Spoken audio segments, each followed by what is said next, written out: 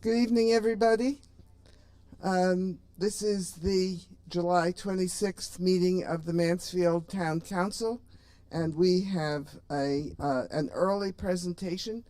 Several meetings ago, we passed a proclamation in honor of the Mansfield Drive-In, and we would like to make a presentation directly to the people from the Mansfield Drive-In. The Youngdons have made very significant contributions to the town during this pandemic. As many people know, they have during several months kept the drive-in open for high school graduations and for other gatherings. The market is now open, and also it's open for movies. So this very distinctive contribution that they have brought to the town of Mansfield or kept in the town of Mansfield, I should say, very truly deserves this proclamation. And I will read it. Whereas the Mansfield Drive-In has been a part of entertainment history since 1954, and whereas the Mansfield Drive-In has been operated by the same local family for more than 45 years, and whereas Michael Youngden began managing the Mansfield Drive-In Theater in 1974 and started the Mansfield Marketplace Flea Market in 75, and whereas the Mansfield Marketplace is the largest flea market in eastern Connecticut that attracts visitors from all over the country, and whereas during the pandemic the Youngdens extended the movie season to provide families with a safe, fun form of entertainment even as the weather cooled. They creatively sourced family favorite movies, even though the movie industry stopped any new releases. Likewise, they reopened the Mansfield Marketplace this spring, providing entrepreneurs an outlet to showcase their goods and offering familiar Sunday morning entertainment for hundreds of loyal followers. And whereas, despite his failing health, Michael Youngden worked with his family to ensure the Mansfield Drive-In served as a resource to the community during the pandemic, by hosting local high school graduation events, putting its high-quality digital projection capabilities and sound to good use. And whereas the Mansfield Drive-In has provided a safe means of community use and enjoyment during an unprecedented global pandemic that has claimed the lives of so many people of Connecticut, the United States, and across the world. And whereas in September of 2020, Fodor's Travel named the Mansfield Drive-In Theater one of the 10 best drive-in movie theaters around the country. And whereas after Michael's passing in October of 2020, his daughters Naomi and Alina, graduates of Mansfield Public Schools and E.O. Smith High School, took over the management of the drive-in theater and the Mansfield Marketplace to sustain the drive-in's role as a gathering place and source of family entertainment. And whereas in November of 2020, the Mansfield Drive-In Theater also hosted a gathering to view election coverage, providing a creative way for party officials to share the election night results. And whereas Mansfield is lucky and proud to be the home of one of the last drive-in movie theaters in our state and in New England, it continues to bring notoriety to our community, featured regularly on statewide television and news outlets. Therefore, let it be resolved that I, Antonia Moran, Mayor of Mansfield, Connecticut, do hereby recognize the Mansfield Drive-In for its rich history and admirable service to our community during the COVID-19 pandemic. In witness thereof, I have set my hand and caused the seal of Mansfield to be affixed on this 14th day of June in 2021. So I would like to present this to the Youngden family. Thank you very much for all of your service to the town of Mansfield. Thank you. And I hope you continue forever. So, thank you. Yes, come stand next to us. No. No. Okay.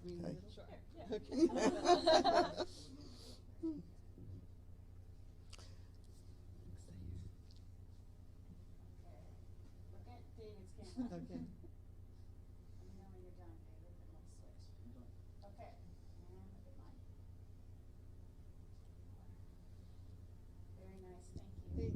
Thank you. We really appreciate it. Thank you.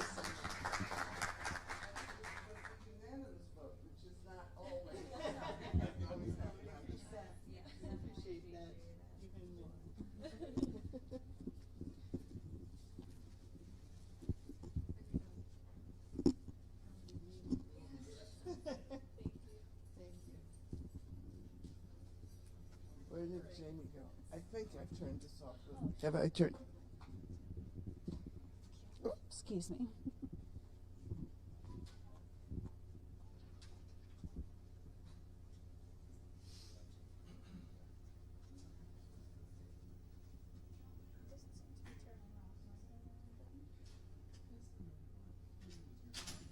Yeah, I was doing it on my phone.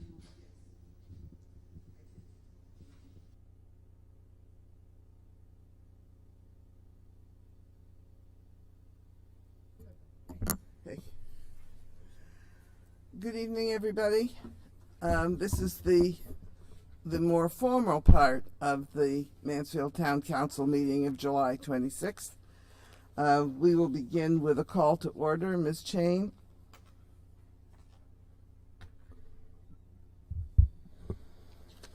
Osberger. Here. Berthelot. Bruder. Here. Bertoni. Mr. Fertoni is out ill tonight. Freudman. Here. Kotchenberger. Moran. Here. Shuren. Here. Shaken. Thank you. Thank you. The next item on our agenda is approval of the minutes of July 12th. Do I have a motion to approve the minutes? So moved. Moved by Mr. Bruder. Is there a second? Second. Seconded by Mr. Osberger. Any comments, corrections? All in favor, say, raise your hand, please. Ms. Berthelot, you are abstaining because you weren't present at the time. She was out in her sailboat having a good time. All right, now we have an opportunity for the public to address the council.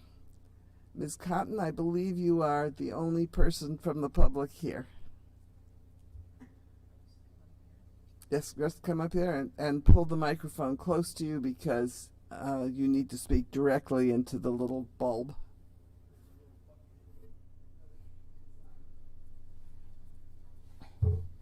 Thank you to Mayor Moran, Deputy Mayor Shaken, distinguished councilors. It is an honor to be allowed to speak to you about a local initiative that may be of interest to the town of Mansfield.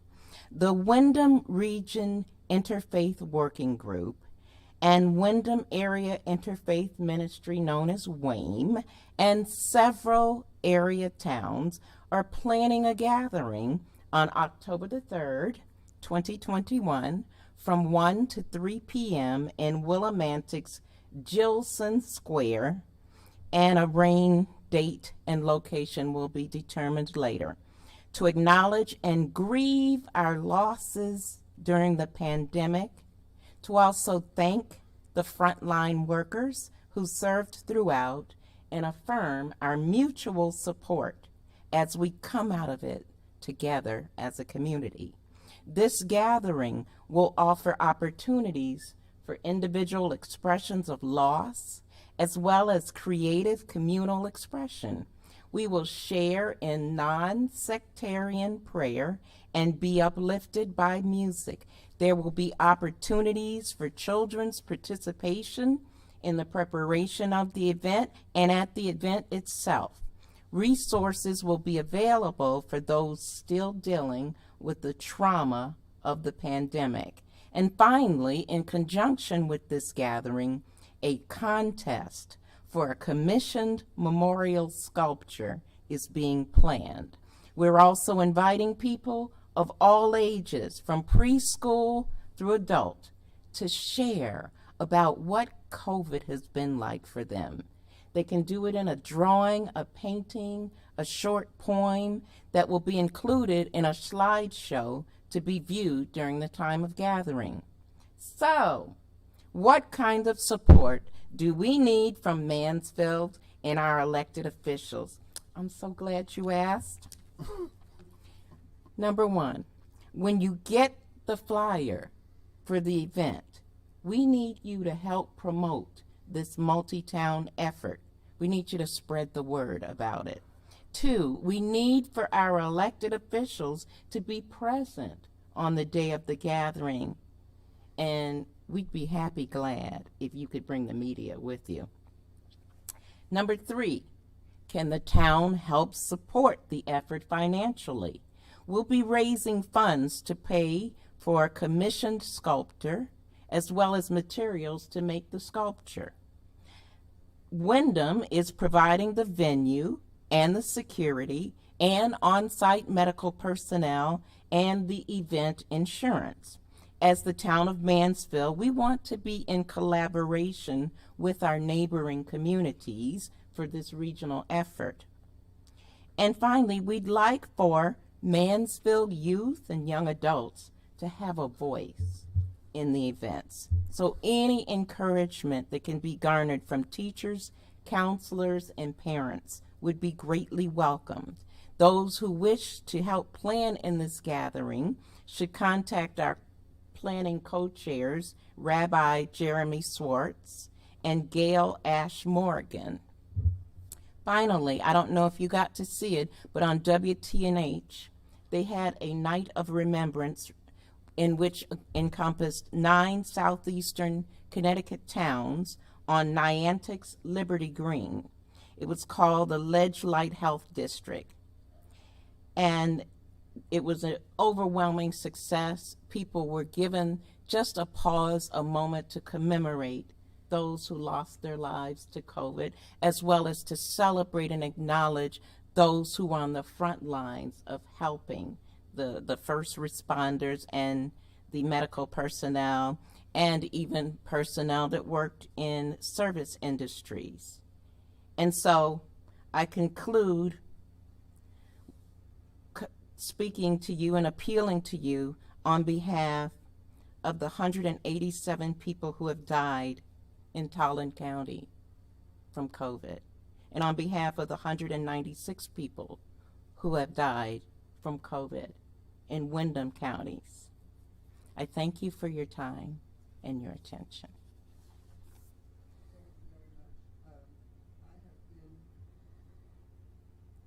Thank you. I have been initially part of this planning committee, but other things took over, and so I have been asking members of the council if they would be interested in serving on this planning committee. Terry, did you? So, and then I assume that that our representatives will bring back requests, more specific requests for Mansfield to participate. Absolutely. Thank you so much for your time. Can I ask a question? Go right ahead. I'm just curious, in how much money are you thinking in terms of how much would be offered to the winner of the contest, or? The round figure, which we hoped would include materials as well, we were looking at, because it's not set in stone, was around $20,000. We're going to try to we are looking for grants and other opportunities as well to help offset that. Anybody else have any questions for Ms. Cotton on this issue? This is not our usual procedure with public comment, but this is an issue which will be on our agenda at some point in the near future. Any other questions? The date again, I had October. This is going to be on October the 3rd from 1 to 3 p.m. Thank you. Mr. Aylesworth, has anybody else requested to be part of public comment virtually? I don't believe so, Madam Mayor. Okay, thank you. Then this will close public comment, and we'll turn to the report of the town manager. Mr. Aylesworth. Thank you, Madam Mayor. A number of items in my report will be covered separately or will come up for discussion later in the agenda, so I won't touch on them now. The past couple weeks, I think 2 weeks ago, a little less, a week and a half ago, we had our first round of presentations from firms that are interested in conducting the municipal facilities needs assessment, and then one firm that wasn't able to attend a week and a half ago came late last week, and so we've completed those interviews, and we do have a preferred firm identified based on the criteria that we set out. All firms were impressive and we think could offer a lot. to the project, but one firm that we're most comfortable with, we're hopeful we'll be able to reach an agreement with. So we have a follow-up meeting with them tomorrow. We'll go over the financial particulars and do a scope review, and hopefully keep that train moving, because a comprehensive needs assessment and programmatic use study of our town facilities really is an important project as we plan for the future. Tomorrow we have our second exchange of proposals with both the CSEA union for DPW as well as professional and technical. So those meetings are scheduled for tomorrow morning, and this is the as I said, the second round of proposal exchanges. So this is the second and final round of proposals. So all the proposals that both sides want to lay out for discussion need to be submitted tomorrow, and so that process continues to move forward as well. We have our next issue of the town's electronic bi-monthly newsletter slated to be published a week from today, August 2nd. And many thanks to department heads that have compiled content and passed on that content to Margaret Chady, our communications specialist, to pull that together. We want to extend some good news, or share some good news. CIRMA, the Connecticut Interlocal Risk Management Agency, alerted us today that they'll be presenting us a check later this week for what they call a member's equity distribution in the amount of just over $40,000. Over the past 10 or 11 years working with CIRMA, the town has received, town and Board of Education collectively have received just under $300,000 in these member equity distributions, and so this is the latest installation of that, and it's a reflection that that CIRMA returns its equity to its members, not shareholders. Folks should know that private businesses, as well as the town and Region 19 schools, are collaborating with the Department of Health, Connecticut Department of Health, to provide sites for pop-up mobile van COVID-19 vaccination clinics. These are for anyone age 12 and up. There's a flyer that we've posted to our website that has all the different dates and venues, but those are continuing the latter portion of this month, the last week of July, as well as into the month of August. And I believe the sites in Mansfield are the E.O. Smith High School, Mansfield Drive-In, who we obviously just recognized today, another way that they're helping our community, and the Adventure Park in stores. Glenn Matoma, the chair of the Human Rights Commission, was a guest on Wayne Norman's radio program earlier this month. He actually pinched it for me because I was away on vacation. Had an opportunity to talk at length about the many and varied things that the Human Rights Commission has been working on this year and their accomplishments. And I'd also like to mention that progress continues to be made on the MLK mural project. I believe they're zeroing in on an artist. I don't know if that's ready for public announcement yet, but it sounds like a Putnam-based artist with a lot of experience in murals is going to be the likely lead artist on the project. And so the next steps, they're securing the Sustainable CT funding, the matching funds to fund the project, as well as finalizing the process for community involvement and input in the creative process. The new elementary school building project continues to move forward. Happy to report that while there's always things that come up, curveballs if you will, nothing has come up that's caused a delay to my knowledge of the critical path timeline. This past week, demolition of the portable classrooms took place. That's of course at the rear of Southeast Elementary School, and a lot of topsoil work has been taking place in anticipation of foundations going in the very near future. And I know the Human Services Department, the Senior Center, is very happy to announce that in-person dining is going to resume next month. Daily meals and a Mediterranean Fresh Friday will be kicking off on August 20th.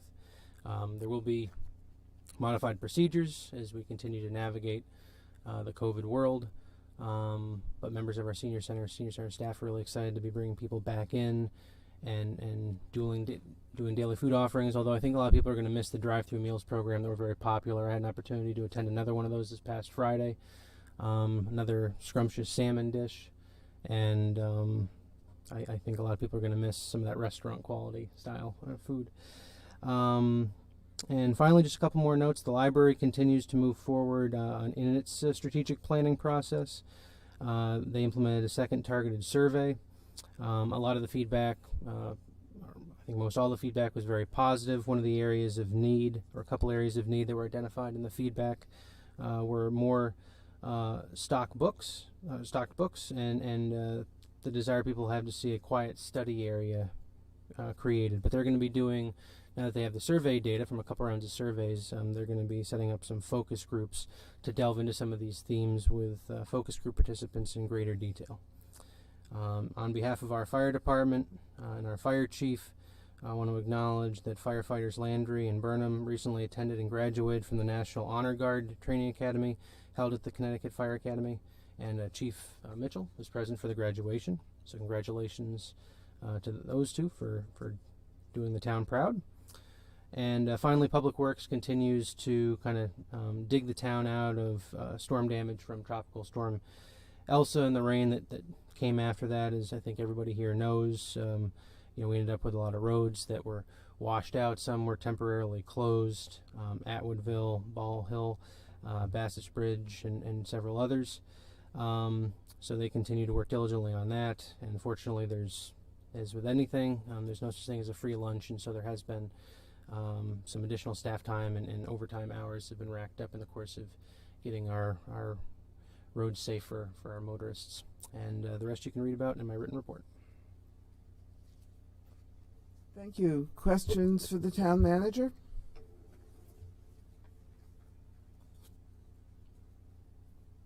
No questions? Did you say, you talked about the elementary school, did you note that there is a camera that allows people to track the process? Yes, there's a camera that's going to allow us to do a couple things. You can tune in and see in real time, what's going on. Literally watch the heavy equipment in action, and then I believe, I'm not sure if this is in place yet, but I know efforts are being made to allow us to compile all that footage, and at the very end put it together in a time-lapse video, so that basically over the course of a year and a half you can motor through the whole project beginning to end in a handful of minutes. So that should be pretty exciting. But actually, little shout out to my 4-year-old who just loves heavy equipment. We've pulled up the live cam a couple times, and although it's not a substitution necessarily for sitting in the parking garage and watching construction on the UConn campus, he has really enjoyed watching the new school be built. Okay.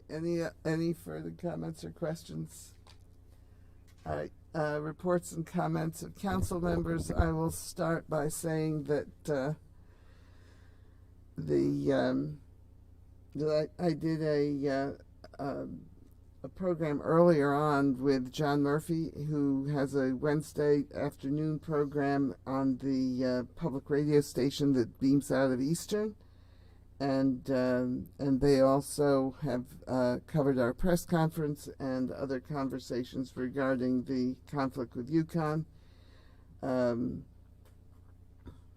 I think, other than the fact that this has occupied a great deal of my time with various and sundry phone calls and comments from various people,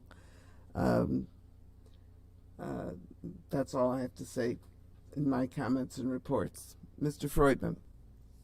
Thank you, Mayor. I have one item I'd like to bring up that's really been bothering me ever since the last council meeting, so I ask for your indulgence. I am bothered by the affordable housing plan that the council approved. You'll recall that Director of Planning and Development, Linda Painter, was here. Some of us opposed the plan because it included provision for fee in lieu instead of providing the 10% or whatever affordable housing that's going to be in some regulation. And while the director made it sound like, well, that's just another tool in the toolbox, and I expressed a lot of concern about that this would lead to the creation of a housing trust fund. I don't think it and she said, well, we'd have to come to you for a vote on that, so implying that we wouldn't have to do it. I don't quite see it that way. I see this as setting the stage for creating a bureaucratic nightmare in a few years as developers, if we who will opt for the fee in lieu. Money will accumulate, and in 2 or 3 years, Ms. Painter will come and say, well, I got to do something with the money. And so I'd like us to revisit that issue, because any minute now, any day now, she could write regulations to allow for fee in lieu, since it was in the plan that we approved, and that would set the wheels in motion. It would be harder to reverse it, and then it would set us up for the scenario I just did. Anyway, I won't elaborate on this right now anymore, because what I really would like to do is to just cut to the chase and ask of my colleagues to agree to add this as old business to tonight's council meeting. So I'll just dive in and make a motion and to do so. So I move to add as agenda item number 8B, Mansfield Affordable Housing Plan. Is there a second to Mr. Freudman's motion? There's a second. There's a second. Does Mr. Freudman, do you wish to speak further to your motion? Just a little bit. I won't belabor it. I just hope it gets added to the agenda. I just don't think, I just want the council to take into account this will set us up for basically becoming property managers. It's on pages 40, summarized on pages 44 and 45 of the council meeting from 2 weeks ago, July 12th, of what we would be involved in with a housing trust fund. We would be expected to use the money to do such things as purchase land, to support housing development, to provide funding for maintenance, repair, and rehabilitation of existing affordable housing units. Look, I don't want us to become a property manager and a landlord. Let the developers comply with the regulation and not give them an option that they'll surely avail themselves of, and then saddle us with all kinds of requirements, not least of which would be the bureaucratic burden of having to submit every year proof of eligibility of all the people that are in that group of people who are availing themselves of affordable housing. They have to be vetted every year and paperwork turned in. I don't want to do that. We'd have to hire all kinds of staff to do that and to maintain the properties. I want this burden to be on the developers. That's just the price of playing pool in Mansfield, and not to give them an out that would shift that and much more to the town. So that's why I think we should discuss this before it's too late. I just want to clarify something for people who are watching. This was something that had me confused as well. According to planning and zoning rules, a developer has to set aside 10% of the units that are built as low or moderate income housing. If they wish to avail themselves of some high density bonuses, or there's a number of things that they can do in addition to the plan for the normal housing. If they want to go up a little higher, they want to be a little denser, then the requirement for kicking in a fee kicks in. So, for example, Capstone, which we lost, was going to do 30 affordable units plus the $1.4 million, which would have gone to the nonprofit housing. And Mansfield already has low and moderate income housing that is managed entirely by the Housing Authority, which is a quasi-governmental agency. We already monitor housing, we monitor income, and all of that sort of thing. In addition, there are a number of programs that the town has which provide assistance to homeowners for repair. So, and those are separate. They are administered by the town. This is just a clarification on facts, because I will tell you that I had to get it clarified myself. Mr. Shaken, followed by Mr. Bruder. Just on the motion itself, not on the merits of the affordable housing plan. I think we discussed this at some length 2 weeks ago. I don't see Ms. Painter in the audience, and I would certainly want Ms. Painter here if the council wished to reconsider the decision that it made 2 weeks ago. So I'm going to oppose the motion and would kindly suggest that my colleague propose it on the future agenda as part of our agenda for later. I will say, unless there's a counselor who's prepared to change the vote that they made 2 weeks ago and would make a motion to reconsider, I don't think we have any business that we could conduct on this short of changing our mind from 2 weeks ago, and I certainly am not planning on reconsidering my vote in the affirmative at this time. So I would like, if we were to have this discussion, to have Ms. Painter prepared and here to discuss it, and I don't see her in the audience, and so I'd ask that we deal with this in our first meeting in August if it's something that needs to be dealt with again by the council. Mr. Bruder.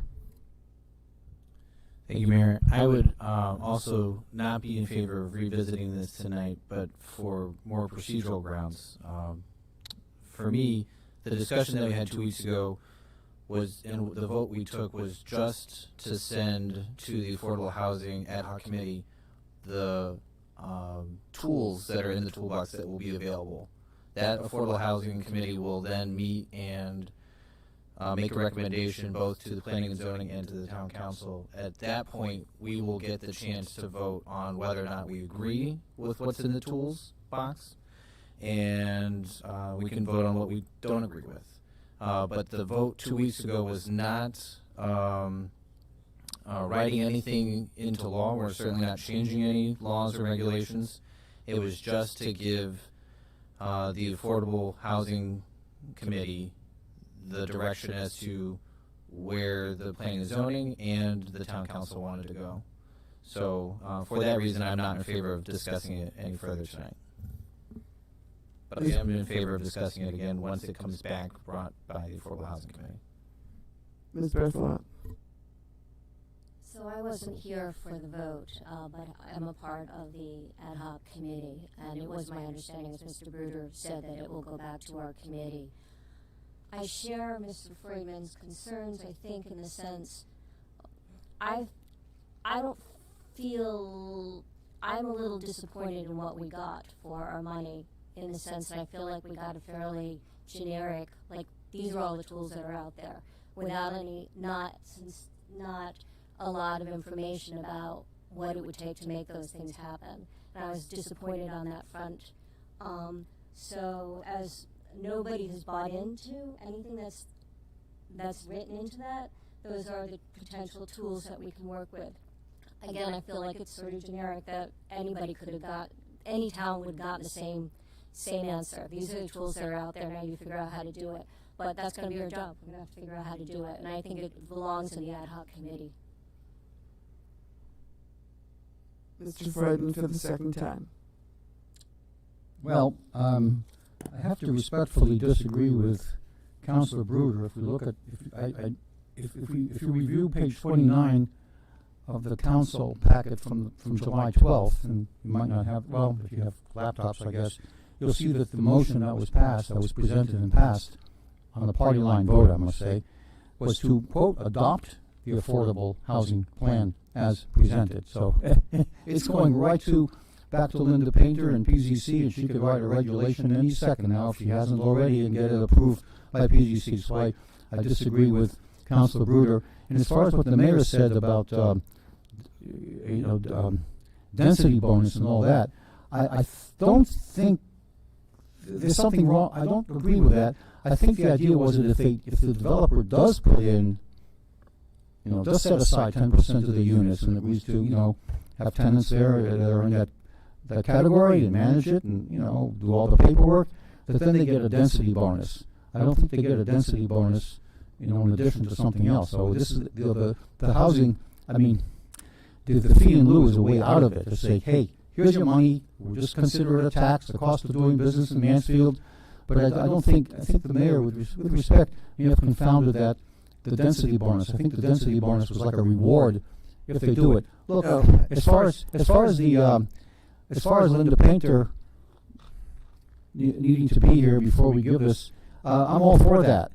But I'm not going to ask later in future agendas. If you want to do it, do it. If you want to modify my motion as an amendment to say, well, we'll tell PZC and tell Linda Painter in the motion not to pass any regulations and to start doing fee in lieu until at a future meeting, when she can be present, we adopt it. But I'm not going to just withdraw my motion and, play this thing of bringing it up again as future agenda. You know what I want to do. I'm just saying I'm very concerned that this is setting us up for having to take on a huge burden that we don't need to do.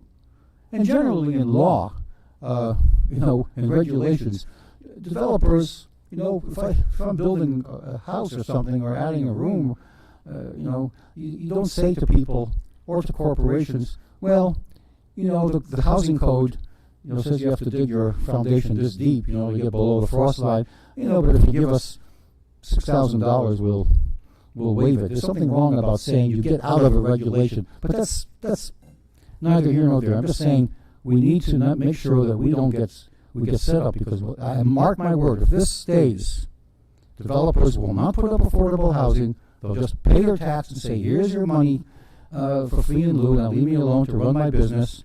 And as far as Linda saying that it'll be our decision, no, it won't. She'll come back, people will be paying fee and lieu, money will accumulate in the fund, and in 2 or 3 years she'll present us with a fait accompli, basically saying, look, the money is in the fund that you allowed us to create by passage of approval of the affordable housing plan. Now what do you want me to do with the money? And the only mechanism for doing something with the money is to basically tell us we have to create a housing trust fund. So I think there's a little, sleight of hand here.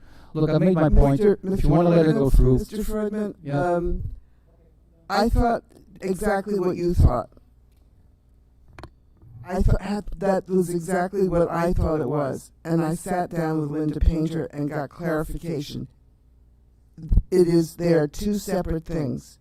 They are not the same, and they apply to two separate parts of the development. Mr. Aylesworth, would you like to clarify? Yeah, I just want to offer, one, I just want to let folks know, because she'll be stopping by later, our planning and development director is in the building, and I'm sure she'd be happy to join the conversation if this is something the council wants to talk about now. But second, I just want to clarify, based on some of what I heard, I want to be clear that everybody's on the same page, that the payment in lieu has been part of the regulations for, I think, a couple years now. This is not something new.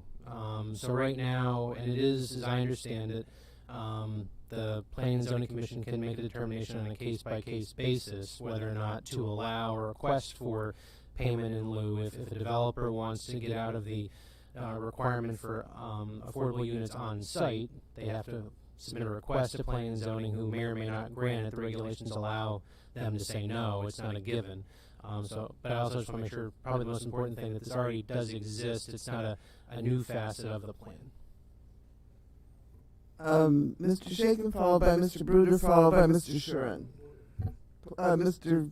Shuren, point of order? Just that before us is a motion to put something on the agenda. We've slid into a discussion of multiple substantive matters.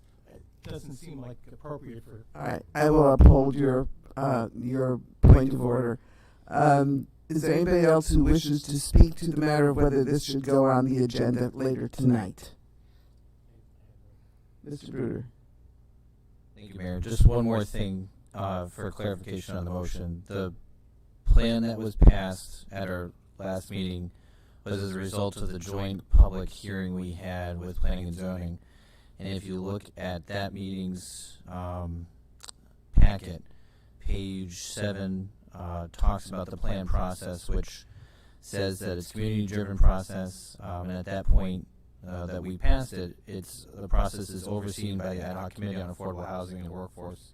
So if anyone has any questions about what the plan is, or what some of the discussion was, the public hearing was on June 23rd. Mr. Shaken?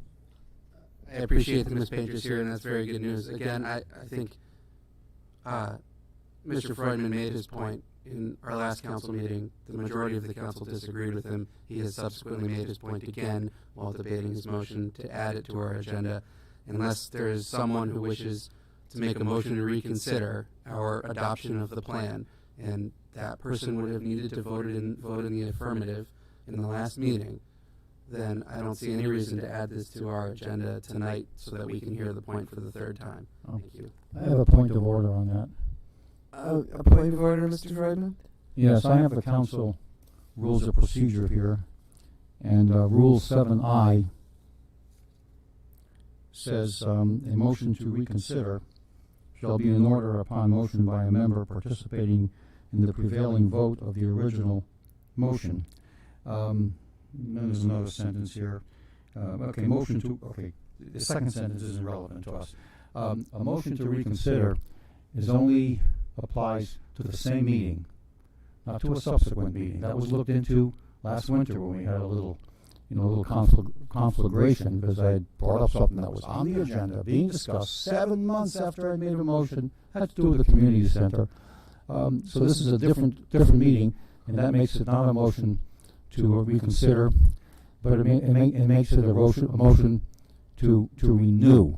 So I don't think that the applicant, once again, this is the second time this has happened. It happened again last November, the community center from April, of 7 months earlier in 2020. So I don't think that, and now we're doing it again. It's not the same meeting. That's a motion to reconsider.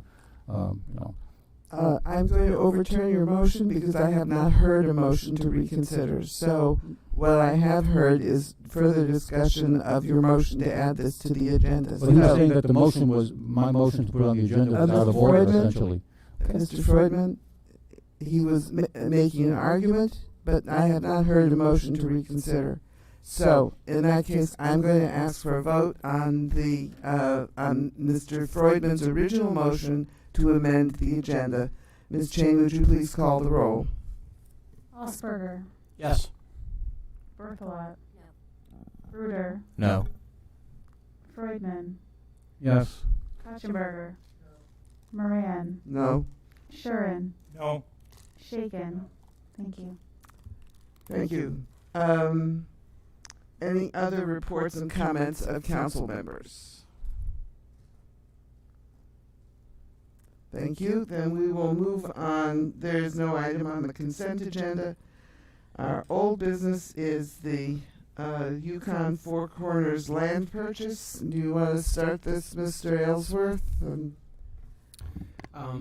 There will be some updates, some substantive updates for the town's attorney to provide the council during executive session at the end of the meeting.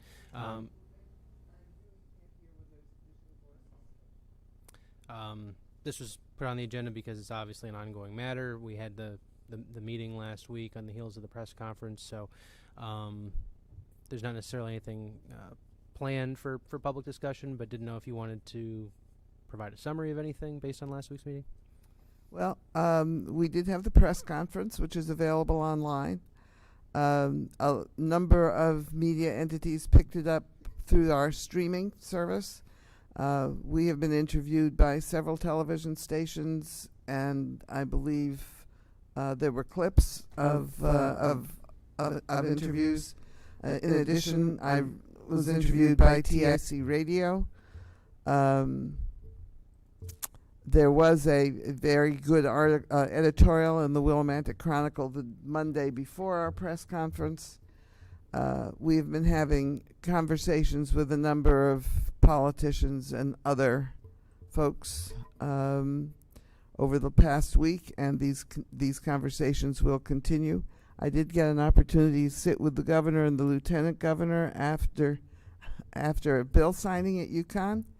And I laid out our concerns. I don't think that the governor was aware of the issue. I certainly don't think the lieutenant governor was aware. And they said that they would put staff in touch with me. I have not heard from them yet. It's been, that was a week ago this past Thursday. So I haven't heard from them, but I will continue to follow up on these conversations and with others. I continue to believe that the Board of Trustees had no knowledge of the consequence of this purchase, and probably not even of its full cost.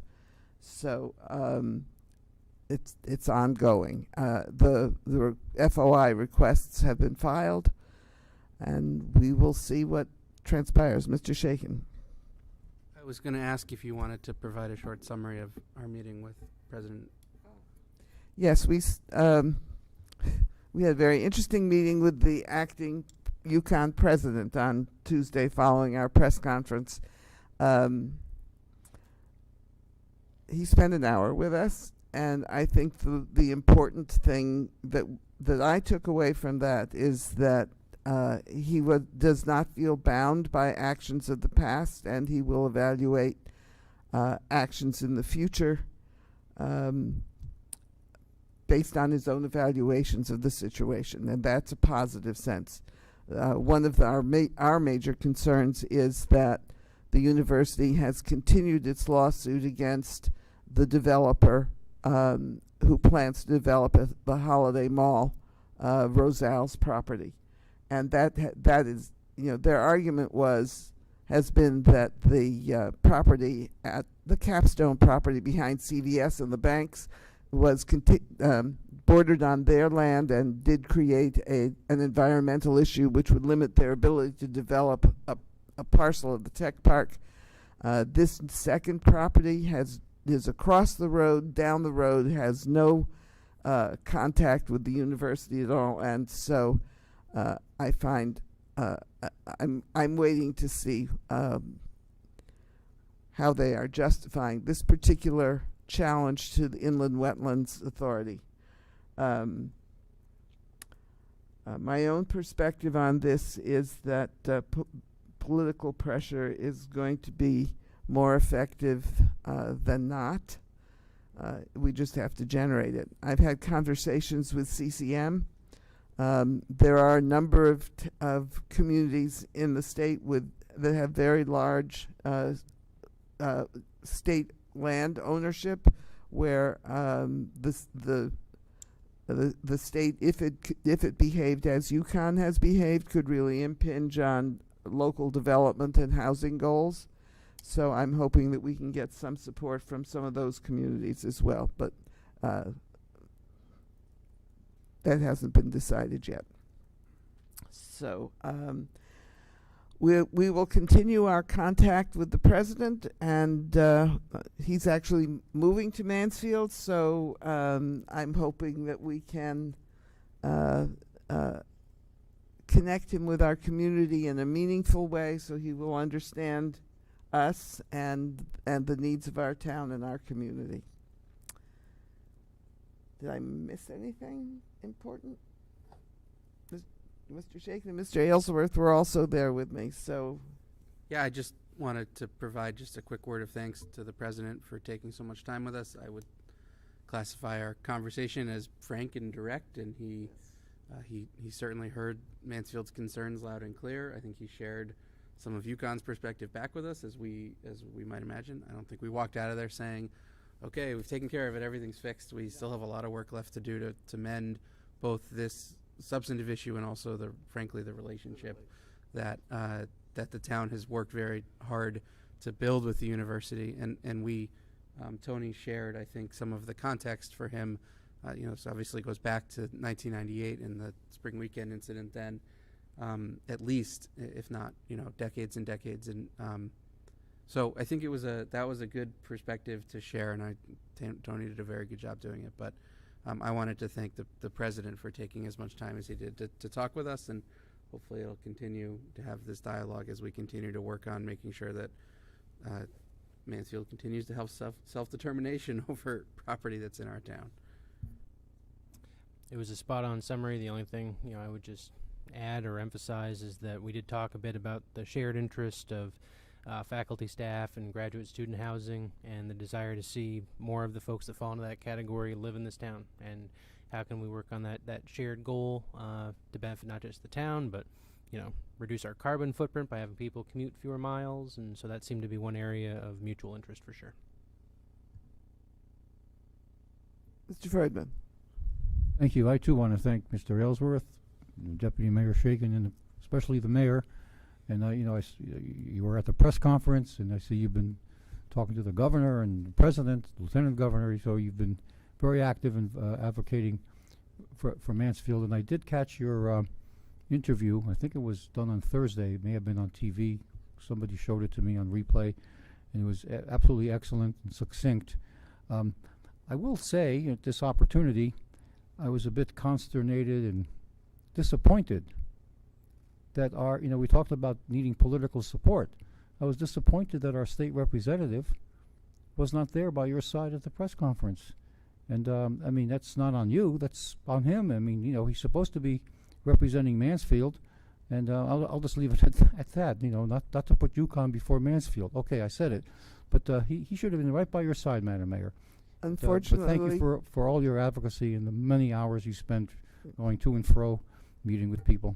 Unfortunately, like many legislators, being a legislator is a part-time job, and people have jobs that they are responsible for in the off season, and he had a work conflict. Otherwise, he would have been here. Well, he gets paid for his public service. You don't. So. Well, it's the advantage of being retired and not having to support a family. So you give people a break when you can, and that was what happened. And another one of our legislators had a medical issue, and another one had another legislative issue. So But we yeah. have support, even if they weren't able to be physically present. And of course, we called them at the very last minute, too, so they didn't have a chance to change. Going forward, I hope they'll be more supportive and forthwith, even if it means stepping on UConn's toes, heaven forbid. Oh, I But I believe haven't so. seen that happen in the past, but I'm always hopeful. And we will need legislative support as well as all the other avenues Yes. that you've pursued. Yes, I feel comfortable we'll have them. Anything else on this issue? All right, then let us go to new business, and I'd like to welcome our new resident state trooper, Stephen King. Mr. Aylesworth, you want to do the formal introduction? Absolutely. It's a pleasure for me to introduce our new resident trooper supervisor, Sergeant Stephen King, not the author. Anybody who came here expecting to meet the author, there are multiple Stephen Kings out there. Incidentally, this is actually the second Stephen King, not the author, I've had a privilege of working with, so apparently they're more common than you'd think. But I'll let Stephen speak to his own background. There's a little bit of biographical information in the agenda item summary. He can fill in some more details. I just want to say that I think it's 2 weeks to the day since you officially started your appointment. And day one, Sergeant King and I had an opportunity to sit down and talk about law enforcement philosophy. He certainly understands that as far as we're all concerned, we view his role and his position as being essentially analogous to chief of police for the town, and certainly the importance of him and his team reflecting the culture and the values and the priorities of our community, even if they are an extension of the state police. Adapting and customizing their approach basically to meet our community's need. I'll let Stephen speak to you all and share his background, but he is somebody who's worked with the Resident Trooper's office here before, so he comes to us with knowledge and background familiarity on what makes Mansfield tick. So, Sergeant King, the floor is yours. Yeah. There we go. Well, I thank you for taking the time to see me tonight. Sorry I wasn't here on the first day, but that was a little quick to come into the town council. But it has given me a chance to get my feet wet and start getting used to town. So like Mr. Aylesworth said, I've been with the state police for about 13 years, 7 of which as the sergeant. I was fortunate enough to get promoted fairly young, and I consider myself lucky for that. It's given me a tremendous amount of experience. I've spent most of that 13 years here at Troop C. Except for about a year out in Troop D in Danielson when I first got promoted. So I'm very familiar with the area, the surrounding area, and 2 of those years I was here in town as a resident trooper, working the evening shift and getting used to all the various issues in town, to include UConn. I live pretty close in Vernon. I've been married for 8 years. I have a 6-year-old and a 4-year-old, so very similar to Mr. Aylesworth. We can bond over that a little bit, and with Mr. Bruder and Mr. Osberg on hair care products. So, well, you have a little bit more than me, sir. So we'll go with that. I'm very happy to say the least to return to town. I thoroughly enjoyed my time here as a resident trooper, and only left due to the promotion. The state police makes you transfer when you get promoted, and when I was able, I made my way back to town here. It was a privilege to be here during those years when the downtown project was built, under the tutelage of former Sergeant Rick Knoyer, who was probably my mentor growing up, so I consider myself probably more along his lines than other folks, so I hope to follow in his path. I think a successful resident trooper program is all about building those personal relationships, and that's what I've focused my first 2 weeks on. Pretty much every day has been various different meetings, whether it's Mr. Aylesworth, coming to your press conference, ma'am, and meeting all the principals of the schools and the superintendents and going everywhere, because I think in this, especially in this type of community where we're looking for a community policing orientation, it's those successful relationships and personal relationships that have the ability to just, you know, call me and tell me what's going on that leads to our success. And I think we're off to a good start on that. Have you had a chance to meet with the Yukon Police? Yes, I actually did that today, ma'am.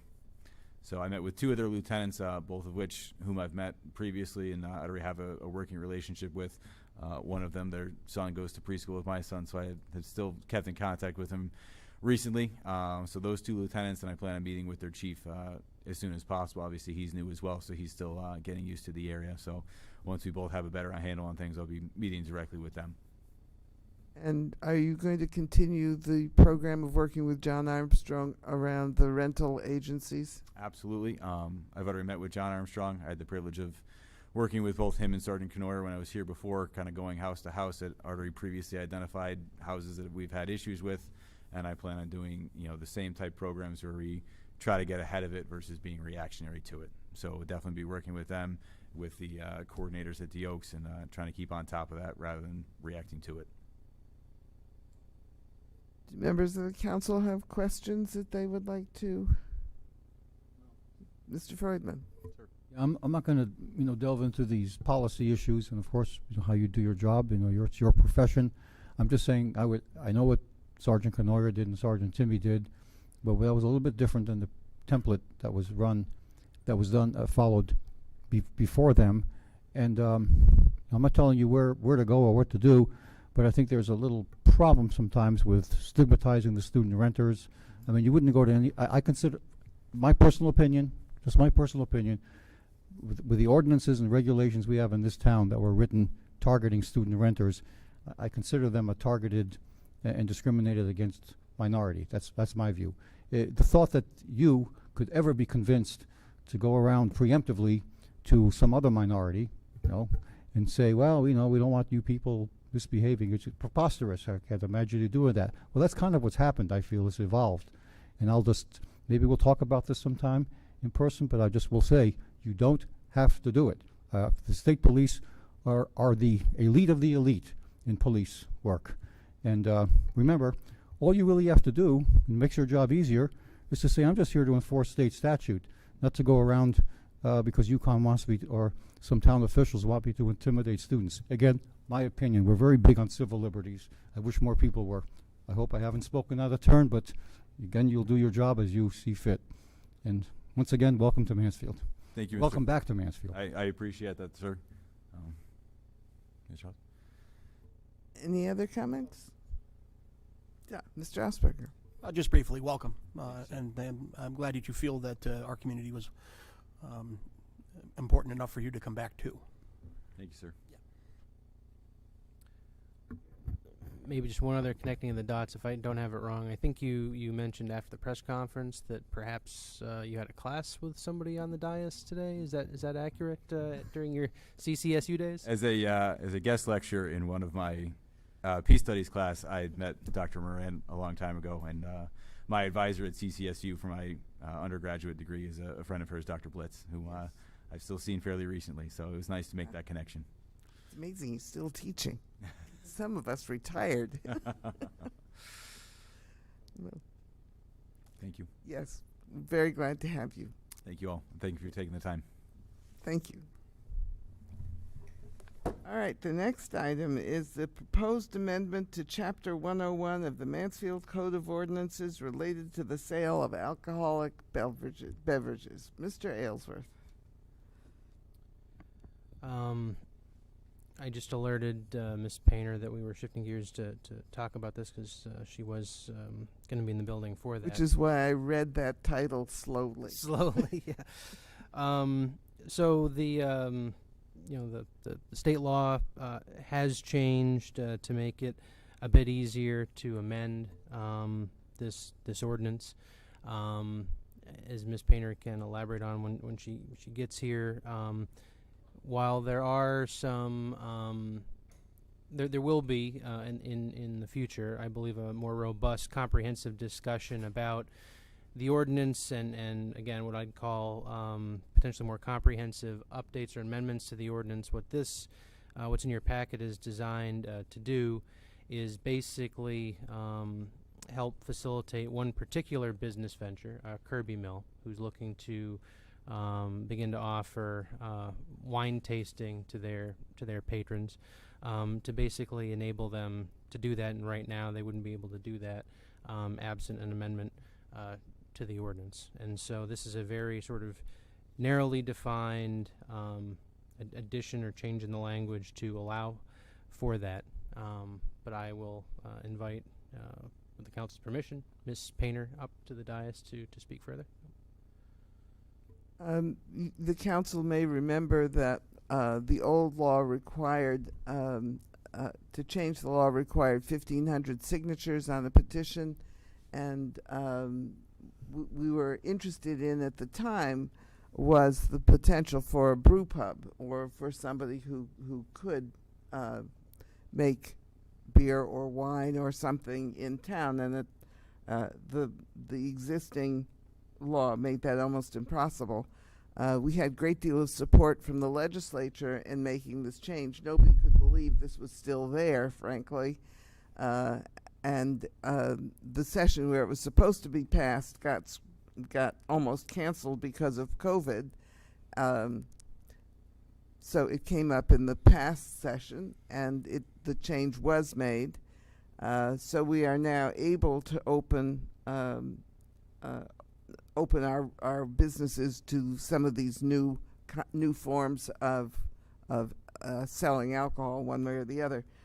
I don't want it to sound as if we are changing the rules to favor a single business. It's just that this is the first application that has been made that would make use of the liberalized formula for passing this kind of change. So, Ms. Painter, would you introduce this and explain exactly what we're doing, what we're looking at?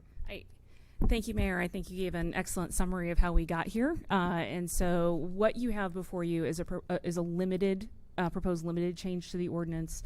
And it deals with three things. One is a request, as was mentioned, to have a tasting room in association with wine manufacturing at Kirby Mill. The Planning and Zoning Commission did approve the manufacturing portion of that permit. However, because the manufacturing permit under statute also allows you to sell a limited amount on site, they specifically had to exclude sales from their approval. So before they can go back to the Planning and Zoning to ask for that, the change to the ordinance needs to happen regarding manufacturing. The second item that we've identified has to do with farmers markets, and that is also a pending request that we received in the spring of 2020 from a brewery that wanted to sell at Storrs Farmers Market and had been approved by the market, and we were unable to sign their license. And the third is just a clarification that patio permits, which are considered an extension of, are just an extension of a restaurant permit. So that would allow restaurants to serve.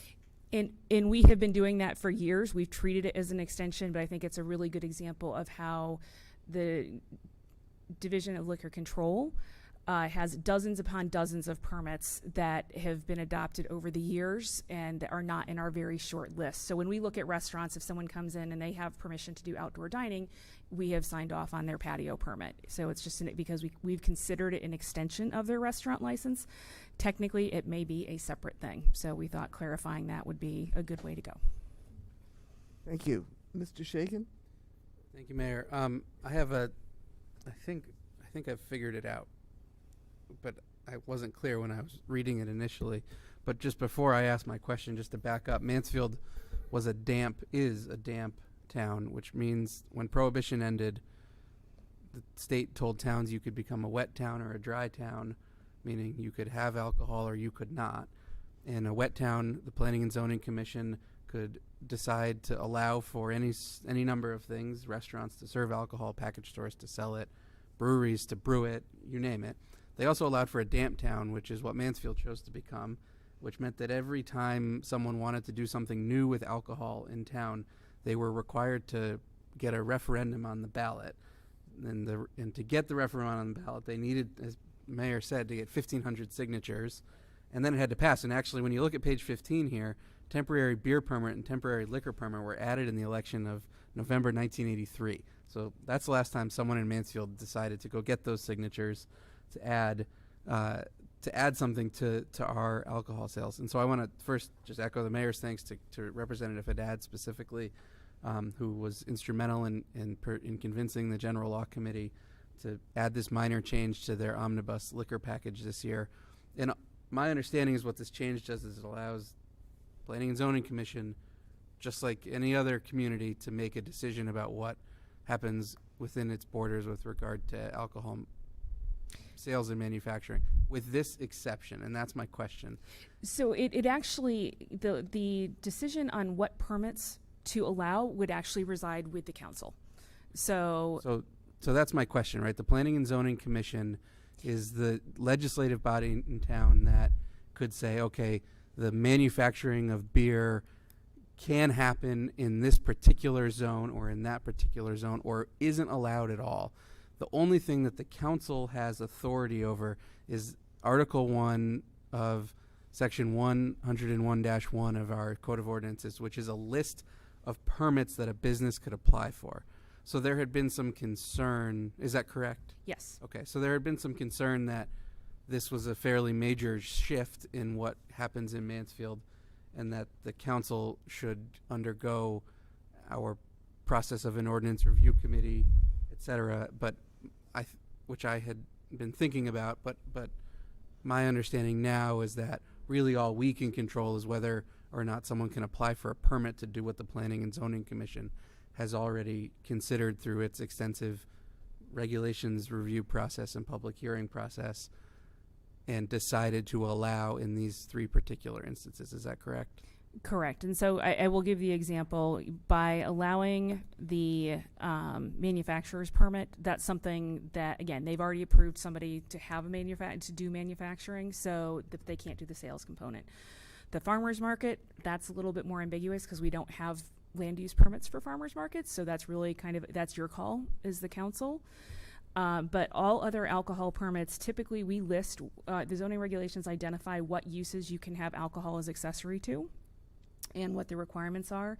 And I will also say that I want to say several years ago, back when there was a petition drive from a member of the EDC that never got off the ground, the Planning and Zoning Commission actually added a few uses such as a brew pub restaurant, farm winery to our regulations in anticipation of that eventually being added to the list of permits. So they've proactively done a few things.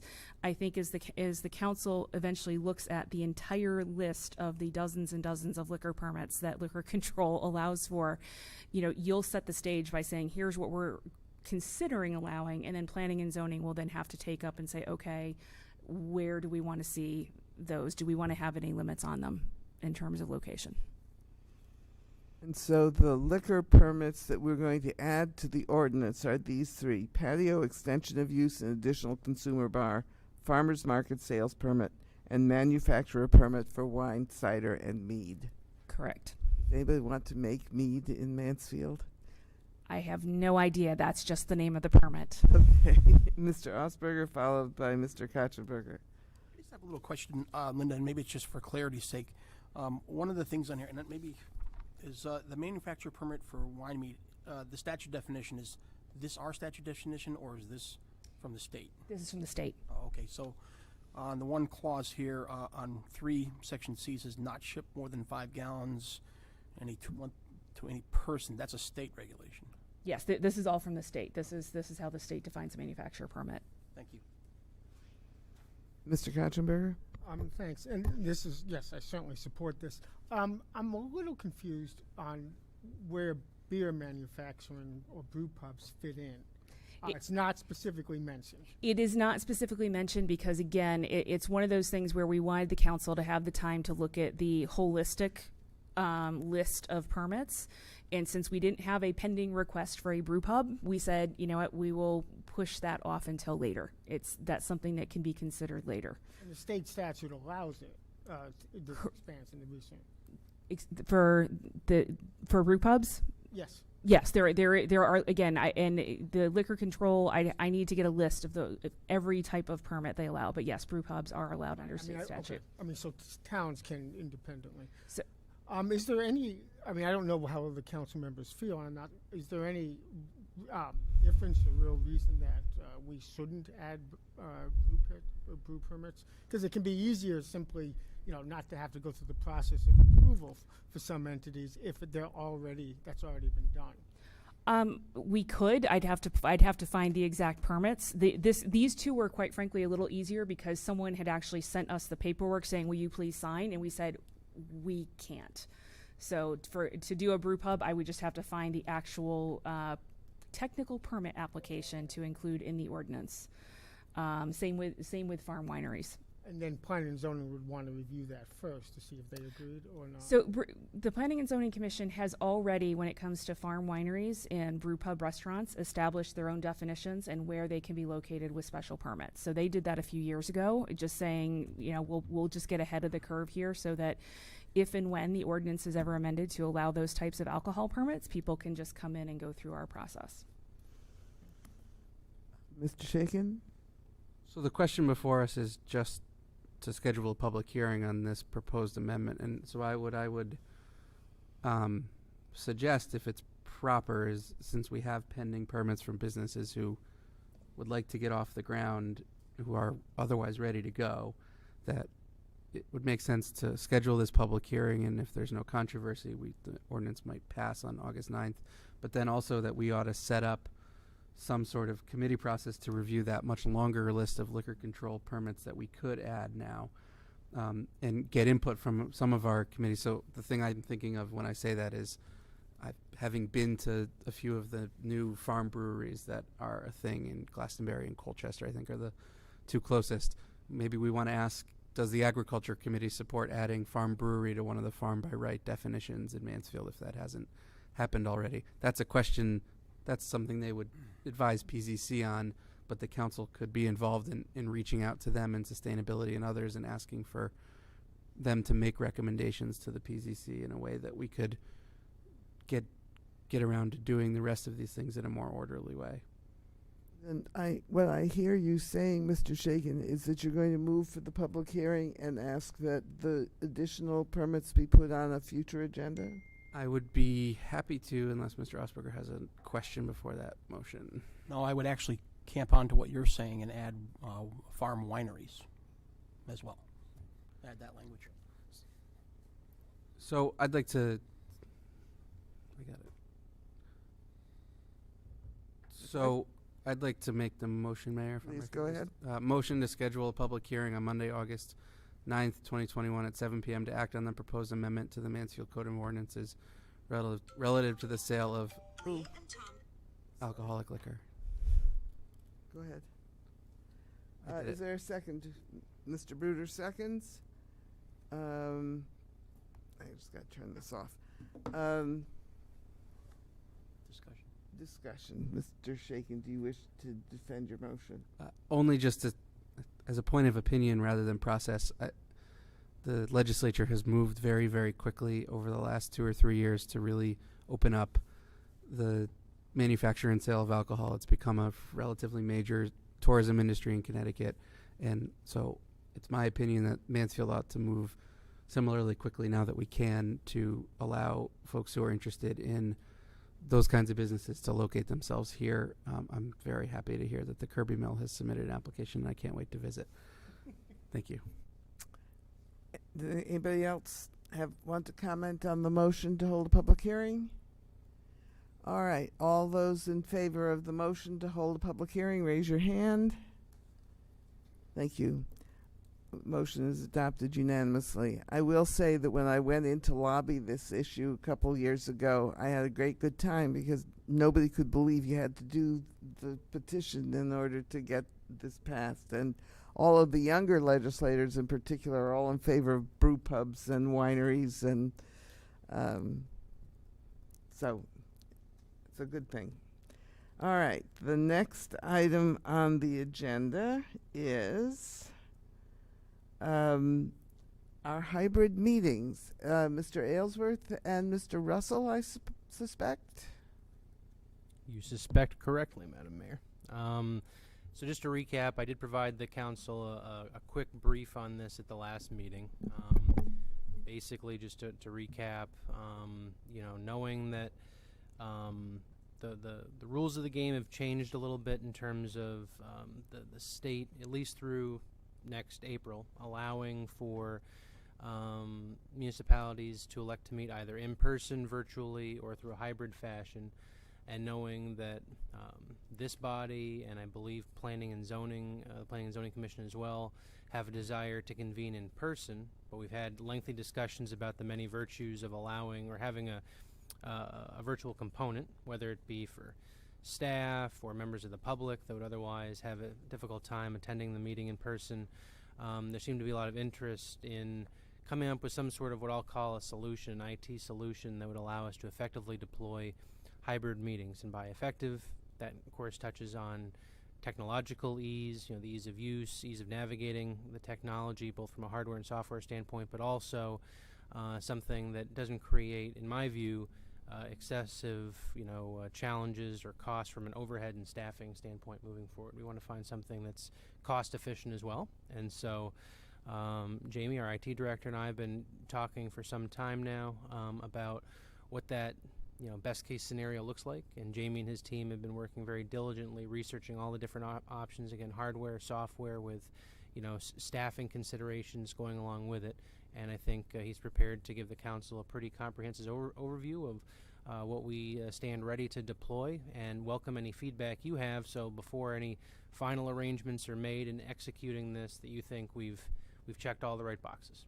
And that, of course, I should also just quickly mention, applies to how this room, the council chambers, is outfitted, as well as our other meeting rooms in this building, and outside this building for that matter. So, Jamie. Thank you, Mr. Aylesworth, and thank you, council members, for inviting me tonight to talk. If you wanted to move forward with offering hybrid meetings, kind of proposing how that would work, and I'll speak a little bit about that. In your council packet, there's an agenda item summary that you probably saw that goes into greater detail. In the presentation tonight, I'm going to provide an overview and speak to that. And then at the end, get your feedback, your input, and questions you might have, and see how you'd like to move forward. So the first thing I wanted to address is we're all familiar with this concept of virtual meetings, having lived through the pandemic. But there really are two types of virtual meetings.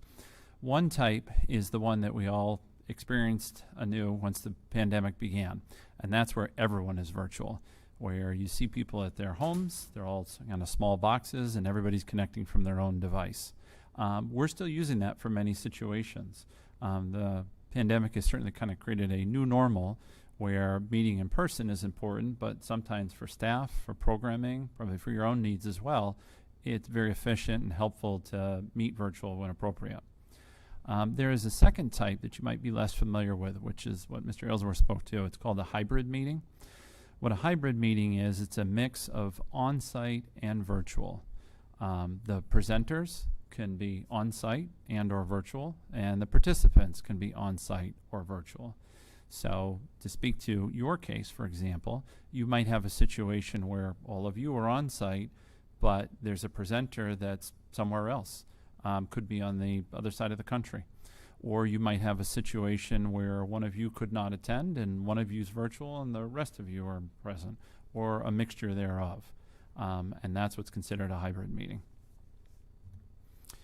As far as what that would look like in the council room if you wanted to move forward, as Mr. Aylesworth spoke, we took an in-depth look at this to see what best practice was, where other municipalities both in Connecticut and outside of Connecticut have done, and look specifically at our environment, coming up with something that would be reliable, dependable, but also wouldn't bring on a lot of additional cost and wouldn't require any additional staffing.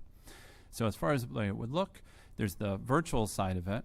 We would use the existing 3 cameras in the room. So someone who's remote, you may be familiar if you watch your meetings on council streams or on YouTube, they would see whichever camera is live. So sometimes that's the wide shot, sometimes that's a zoomed in shot, sometimes it's the guest table, and that's what the virtual person would see. The audio would be available via microphone in the room, so they would see and hear everything going on in the room. They also would see any presentation. If someone was presenting, their remote view would be largely full screen, the presentation. The participants, most would connect via Zoom. As you're familiar with, we've often been using GoToMeeting. For hybrid meetings, Zoom, which is another platform you probably used, offers more options. So we would switch to Zoom instead of GoToMeeting. But someone could participate via phone if they didn't have a technology device. If it was a smartphone, obviously they'd get screen and video, but if it was just a more traditional analog phone, they could participate via audio. For residents who are at home, much like they do now, they could view the meeting via YouTube, and then they could watch it. For those who are in the room, who are on site, they would be able to see the other participants on either the projector or the TV monitor. They'd be simultaneous on both, so you could choose which one made the most sense. You would hear the speakers via audio in the room. If there was a remote presenter, it would be fully viewable, again, both on the projector and on the TV. And the room would actually be a Zoom participant. For folks who are watching at home, this room would be the largest window, whereas you would see other participants remote would appear as smaller windows because obviously they don't include as many participants. As Mr. Aylesworth spoke, because in addition to yourselves, you also have subcommittees, our proposal is that we would outfit both this room and conference room B. And that would give you some flexibility if, say, your finance committee, committee on committees, so forth, were meeting. It would give you another venue where you could meet. Now, obviously, a subcommittee could also meet in this room as well, but it just gives you some scheduling flexibility. Our thought was as well is if you choose to go forward, that will be successful, and likely we'll have other groups that would be interested. Those potentially might be committees. But again, we would certainly listen to the feedback of those committees. Depending on the committee, they may have different regulations, requirements, and so forth, particularly on public hearings, zoning, and so forth. But we're also excited about the fact that it would have some relevance for programming as well. We certainly found during the pandemic, well, there were a lot of downsides for sure. Sometimes participation in programming increased because people could participate remotely. So we could see a scenario moving forward where we might outfit other spaces, even in other buildings, where a department might offer a program where you could attend in person, but if you couldn't attend in person, you'd have the opportunity to attend virtually as well. But we thought it appropriate to first come forward to you, and we would move forward first with the council in those 2 rooms with your approval, and also wanted to open it up to questions because you may have other input or thoughts of needs that we need to make sure we incorporate. Quick question. Can you have 2 meetings going at the same time? Could you have the council and conference room B? That is correct. You can, yes. Other council, Mr. Shaken, followed by Mr. Bruder, followed by Mr. Shurin, folled by Mr. Everybody's going to have a question, so let's start with Mr. Shaken. So this is good news, and I just want to offer first my words of encouragement that we ought to do what we need to do and spend out of us, especially given that we have federal money that this would be an allowable expense for. Spend whatever needs to be spent to outfit this building to make this something that's easy and possible and works well. So my question is sort of broad: is how is this different than what existed the last time we tried this as a council, which was during our interviews, our final interviews for the town manager position. I was one of 2, I think, Mr. Frattoni counselors who wasn't comfortable being in person yet, so we participated remotely. Everyone else was in person, and besides the lack of plexiglass barriers right now, nothing technologically besides that TV on the wall has changed to my eye from about this room. And so how is that didn't go great in terms of my experience as a virtual participant. And so I'm curious how this would work better than that. Yeah, you can certainly speak to that experience. In that situation, we sort of leverage what was existing in the room. What we're proposing moving forward with is a change in the technology in the room. One of the components, you do see the TV. That's something we had planned anyway. Even if we weren't moving forward with hybrid, we had recognized that in the new budget year we wanted to add the second monitor because depending on where you sit, it's hard to say. But the other items that are changed, we need to rethink the audio in the room. The audio would be handled by something called a microphone saucer, which has what's called full duplex and noise cancellation. Basically what that means is It allows people in the room to talk and people at home to talk, and it kind of manages the traffic between them. So the audio is much better and is much clearer, and it kind of negotiates that. So that was one component we ran into then. The second component was in a room this size, trying to do one camera for a council meeting really isn't practical. So we looked at how we could leverage the existing 3 cameras, wire them in, and that really makes a big difference in terms of visibility. The third piece we did was when we did that previous one where we looked at GoToMeeting, there really are a lot of limitations in that software. It's not really designed for hybrid. When we looked at other components out there, we looked at Google Meet, Microsoft Teams, and Zoom. We found with Zoom that it could negotiate and manage that video in a way such that the person at home would get a better experience, but also the person on site. So if you're viewing at home, you could have a situation where you could control the size of the windows, make the room larger, but then vice versa, we can do the same thing in the room. So you might at home, if you're the home participant, might choose to have a larger window. We here in the room might choose to make ourselves smaller and make you larger, and really get both a better video experience and audio experience as well. Just as follow up, that's great. I think my biggest complaint last time was I couldn't see any of my colleagues, and it sounds like that is solved with the multiple cameras, and I think that's a great thing. I want to just encourage from a participation in government perspective.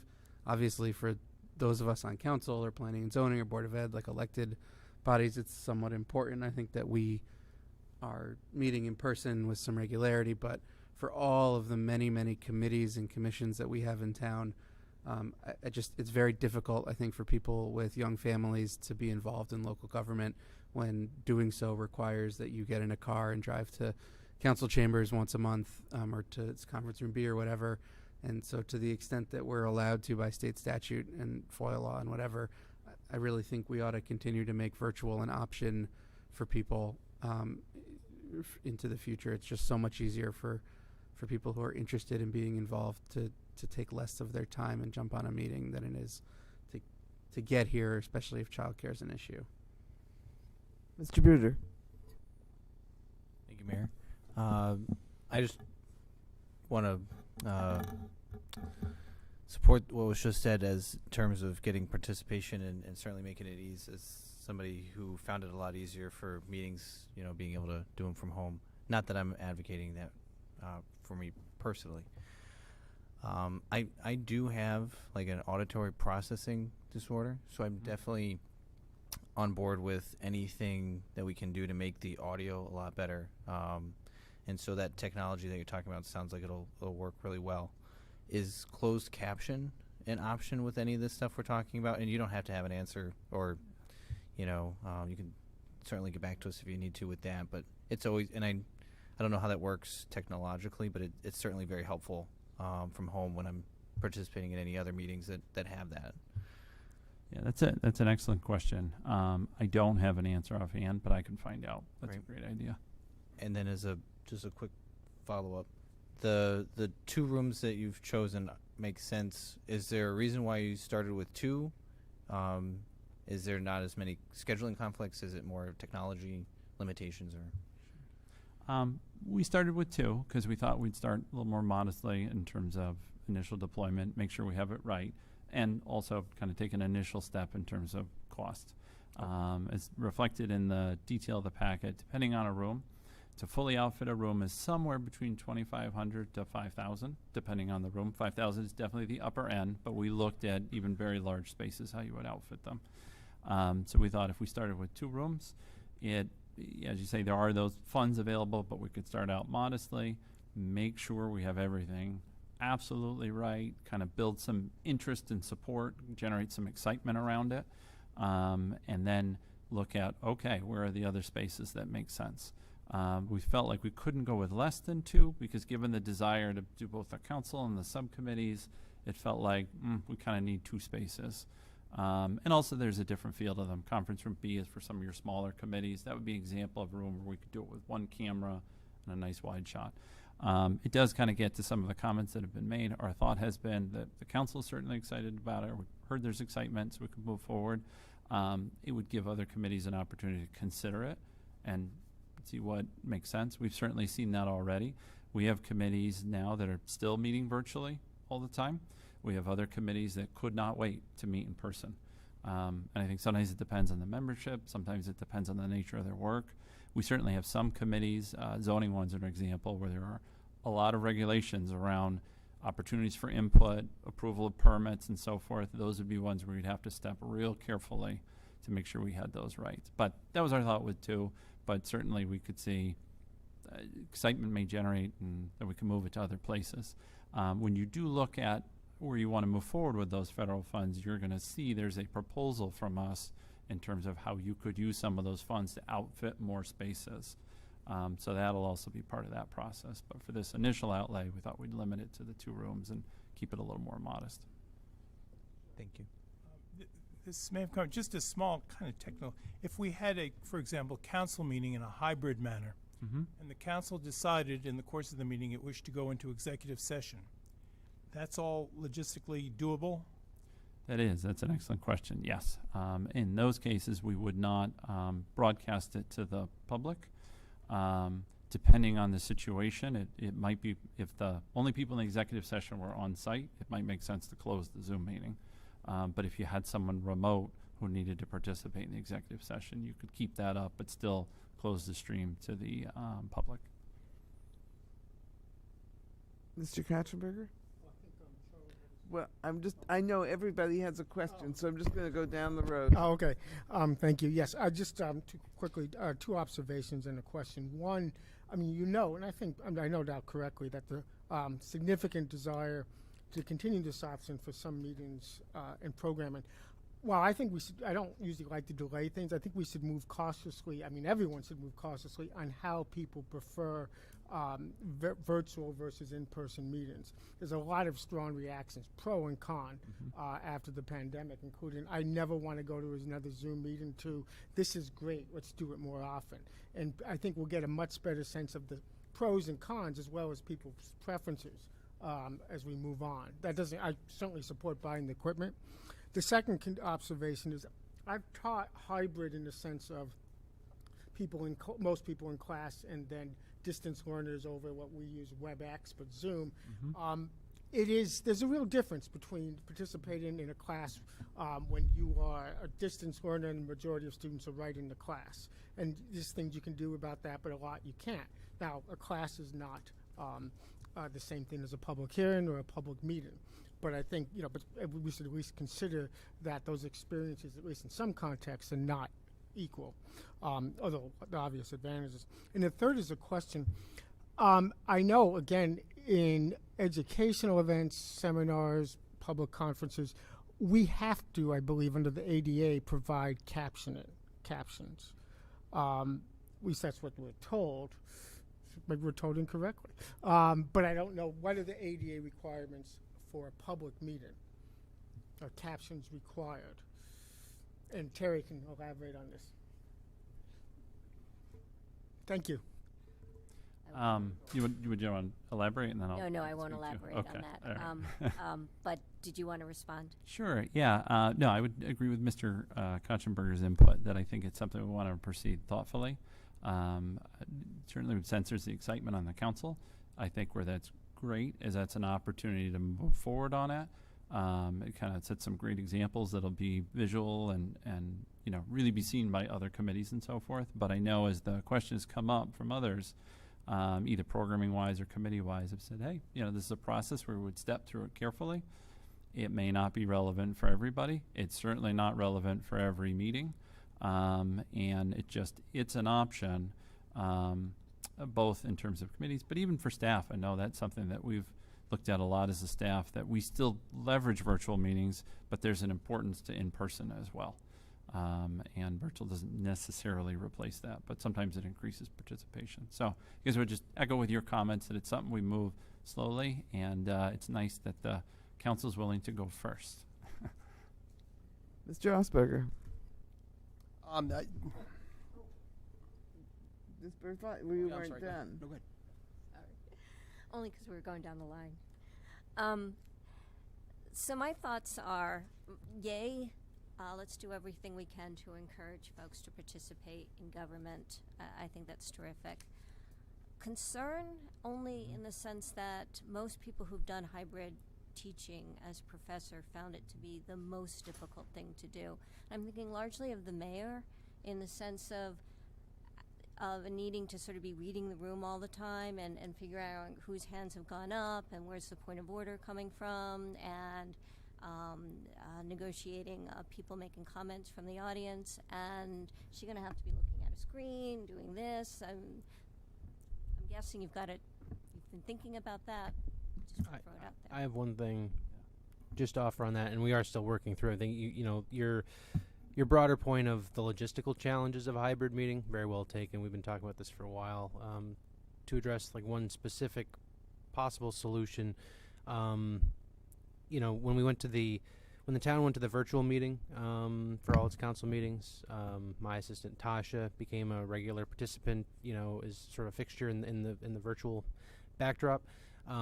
She didn't attend or hasn't attended in-person meetings, and so one of the things we've talked about is if we go to a hybrid meeting, she's more than happy to continue to be an active participant in the virtual piece, so she can kind of manage the virtual traffic, manage the chat feature, other things like that, so that, to your point, neither the mayor or anybody else here necessarily has to be doing a split brain in terms of the in-person piece and what's going on virtually. So we're still working through some of that, but that's an example of one of the discussions we've had. I was perfectly able to conduct a meeting when we were totally virtual, but I do have some questions about what happens if I stay in Vermont on the 9th and everybody else is here. Or if you get stuck there. Anyway, can you chair a meeting virtually while everybody else is in person? Do you know? Yes, you could. I think Ms. Berthelot is correct that it does increase the challenge, and it is different. We did a lot of training virtually during the pandemic, both the staff and students, and it's not the same thing. So I agree. I think chairing a meeting would not be the same. As Mr. Aylesworth spoke to, that was one of the pieces we talked about, is having Ms. Smith be the host remote would help, because then the person in the room doesn't have that responsibility. And could help with some of those management features, but it still is a challenge. A couple of ways we've talked about that could be handled is it certainly can be done. It may be one where if there are individuals in person, you may want to have some understanding with that individual to help you out. One of the places we looked at was West Hartford, and they had a situation where a couple of key folks had to be virtual, and it was clear that the people in the room took a more hands-on role as a result than I imagine they normally would. Not that you couldn't do it virtually, but sometimes when you're virtual, it's harder to read the room, as you say, because you're not seeing folks quite as much. There are other kind of procedural things. I think we'd certainly want to emphasize that you want to always be aware, just like during a virtual meeting, that you're always potentially on microphone and you're always potentially on camera. So, if you're remote, what do you want to have behind you? What kind of noises behind you? What kind of distractions? But including people in the room as well. We certainly have found that the mics can be real sensitive, and things get picked up remotely either before the meeting, after the meeting, or during the meeting. It probably would be one of those where you might want to start out with not having a lot of people remote at first until you felt comfortable with it. I would imagine you might find that in many cases you all are here, but maybe there's one particular participant you wanted to hear from who couldn't come on site. Maybe it's an attorney who's not available on site. Maybe it's a staff member who lives far away. Or maybe you have a situation where one of you is remote. I think the more people remote does add some complexity. That being said, could you do it? Absolutely. One thing that impressed me was we all went to virtual with little to no training or warning when the pandemic happened. And when it first started, I thought this will never work. And yet somehow everybody figured it out. So I do have a lot of faith in that sense, but I completely agree with you. There are challenges. It's not the same thing, and it's certainly not something to just jump into without thinking through carefully. Mr. Asperger. There, I mean, we wouldn't be doing these things for spurious reasons. For instance, if someone said, well, I just want to use our conference room B and I want to be remote when we're all meeting in person, I mean, we really wouldn't just say, I mean, it would seem to me that it would be a little silly to have someone, if they have the ability to get into the building, they obviously could come into the council, right? We wouldn't want to do that, would we? Yeah, I think each committee, whether it's a subcommittee of the council or the council, I think you'd want to have discussions about ground rules, purposes, and so Yeah, forth. I would echo what you said. I haven't gotten the sense that anyone is looking for that for just any old reason. It Right. seems like it's more the concerns around things that are a block, either individuals with childcare issues or individuals who, because of their work schedule, have some difficulties attending, or sometimes just distance if someone's only going to participate in a small part of the meeting, or if there's cost, like in the case of an attorney, it might be significantly less money if that person doesn't have to come, sit here for 2 hours and wait for their turn and then speak, kind of thing. Or in terms of staff with comp time, if you have staff members come, you potentially incur comp time costs and so forth. I don't know if you realize that Mr. Deneen is sitting behind you. Yeah, bad example. Is there? You're probably on retainer, so you don't cost anything, right? He doesn't even get paid for his travel. Yeah. But yeah, I think it's just sometimes I think cost is an item, particularly with staff with comp time or with paid consultants or participation. And when we've talked about programming with departments, it's not that we don't want individuals on site, because we absolutely want people on site. But we did notice during virtual times there were some people who just wouldn't come, either because of childcare issues or transportation issues or schedule issues, and being able to offer to them that option might increase access. But Okay, and then just secondly, real quick, I know that in the past we've had, I'm curious if there's a provision in place for a filter. Some of the council members have had an issue with attention-seeking domesticated animals. There's a way to filter those out of the picture at all?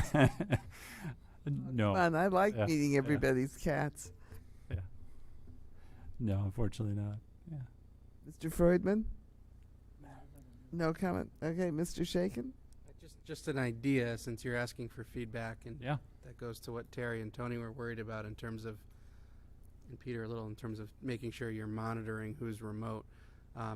That is a very nice addition for those of us who sit with our backs to the screen. I also would imagine that in a hybrid meeting, we generally wouldn't have people behind us who are part of the meeting, but having some sort of portable situation that could either go at the base of that table or on top of that table, a monitor facing the council, would certainly allow the chair of the meeting to very easily see a participant raising their hands, and would allow those of us who are in person to see our colleagues without having to look sort of off into the distance. I wouldn't need to be a 60-inch TV. It could be something closer to the size of a large computer monitor or something that could be moved, since that table's on wheels, I know. But it might be a very helpful way to manage making sure we call on people who are at home, and also have all of us sort of looking at the audience like we usually do when there may be people remote. Yeah, certainly. We could certainly do that. We would typically leave the projector on, with the thought being, not because folks at the head of the table would necessarily look at it, but audience members might want to see it. So, but that's good input. Yeah. Mr. Sharon? Some community groups use this chamber or conference room B. Would such all be accessible to them, usable by them, or are there ways of making that happen? Sure. I think that would add new challenges. We'd want to think through that. That could be challenging for the council to make use of it. It does require someone in the booth, in this robust manner. There are simpler ways to use it. For example, conference room B would not require someone in the booth. Or potentially, we talked about if it was a smaller committee here where the booth wasn't being used, we just have a single camera on a tripod. Typically with community groups, it does. It gets challenging in terms of having staff available, and maybe there might be costs incurred and so forth. Are there any other questions for Mr. Russell? Well, I really think that this is a project that needs to move ahead, and we need to plan to spend money on it. And we have money to spend on this because expanding broadband and other kinds of coverage and hybrid meetings are clearly within the ARP funding. And even if not, we get the additional state pilot money that can be used for this. So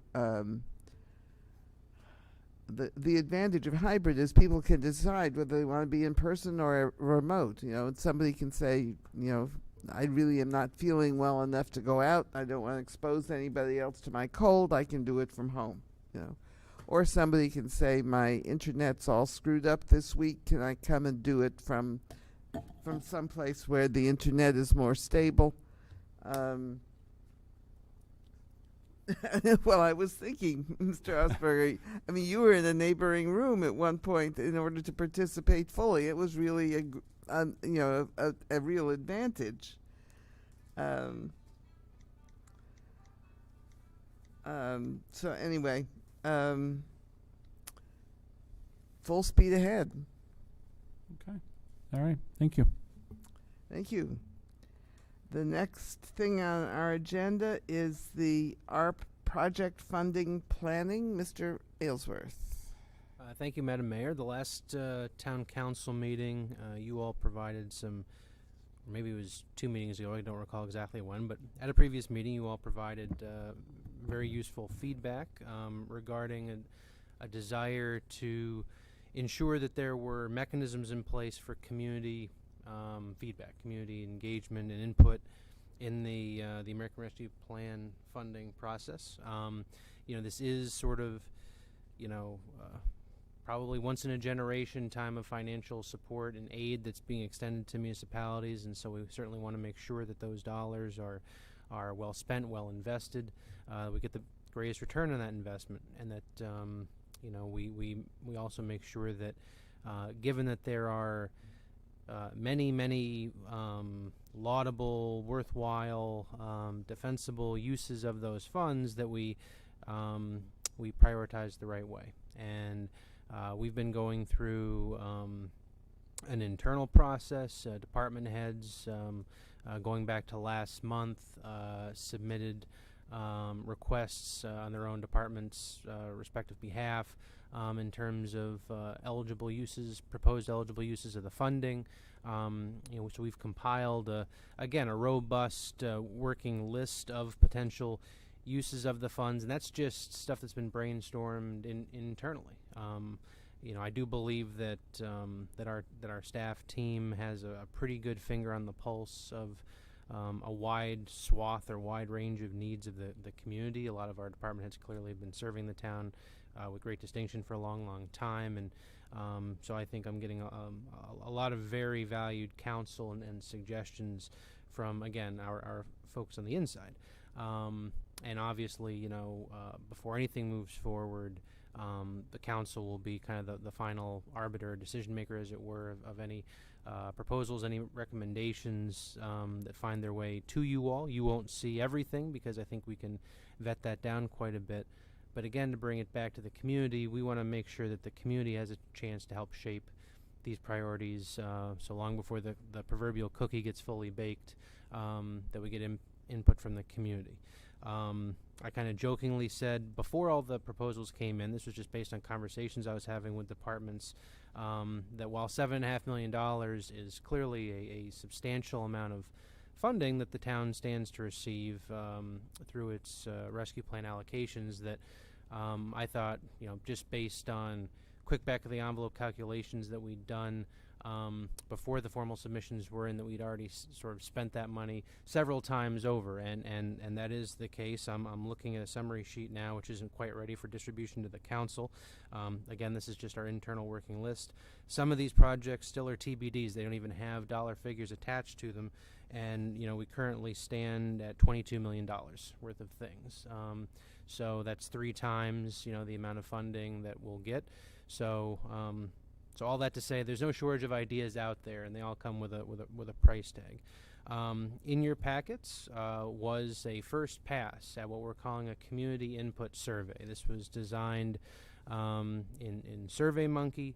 There's a brief preamble, if you will, tried to kind of get the meat of it, the right context for any person who's doing the survey to know why it is we're doing a survey and what the rescue plan's all about if they haven't really been following this that closely. And then basically, when we went through a few iterations of this, trying to make it as quick and easy as possible so that people, don't have to spend hours filling out a 100-question survey, but trying to triangulate in a few different ways on what people's preferences were and what they thought were the greatest priorities. And so I don't necessarily want to walk through question by question. Again, there are about a dozen questions, but it's a combination of, kind of rank ordering things based on the eligible funding areas, Likert scale questions on a scale of strongly disagree to strongly agree. How much do you believe, funding the town should make an investment in a particular area? Also getting at people's sort of broader preferences. We've talked at the council level and at the staff level about, and I know different towns are approaching this differently, is the best approach, the quote-unquote best approach, to identify a small handful of really important things. Maybe it's 2 or 3 projects, and investing, a larger amount of money in a few key areas versus a more all-of-the-above approach where we do very few big dollar things and we do a lot more small to mid-dollar things, kind of spreading it around, if you will. So there's a question trying to get at, community opinion around that. What do folks, without being specific about what those things would be, and there's opportunity in the survey for people to tell us what those things would be, but ask them philosophically, so to speak, do you think this should be a, let's do more things with less big dollars, or do fewer things with bigger dollars? And then there's some open-ended questions at the end, basically designed to get at things that we haven't really teased out through the forced response questions, asking people what their top 3 funding priorities would be, and then just some, basically an open-ended question providing any other feedback they have regarding what they think should be rescue plan funding priorities.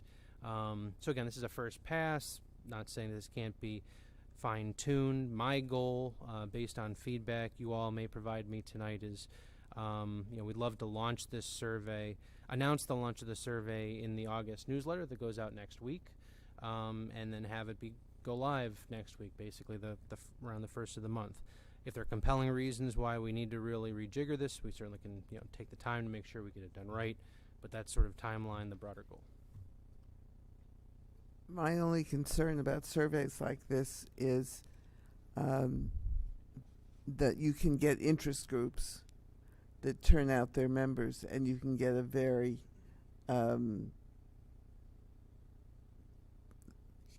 skewed, there we go, thank you, response. So I would really urge you to get all of the committees engaged in doing this, because I've seen surveys like this, or participation thing that comes out with really peculiar results, and that they were really shaped by some very small group of residents who have very strong opinions about one thing, and are not representative. So Ms. Berthelot, followed by Mr. Shuren, followed by Mr. Osberger. So I'll start with sharing with you all that my computer has crashed, so I don't actually have access to the survey right now, but I did read it earlier. I also just lost a 27-page paper, but that's another issue. Hopefully it'll come back.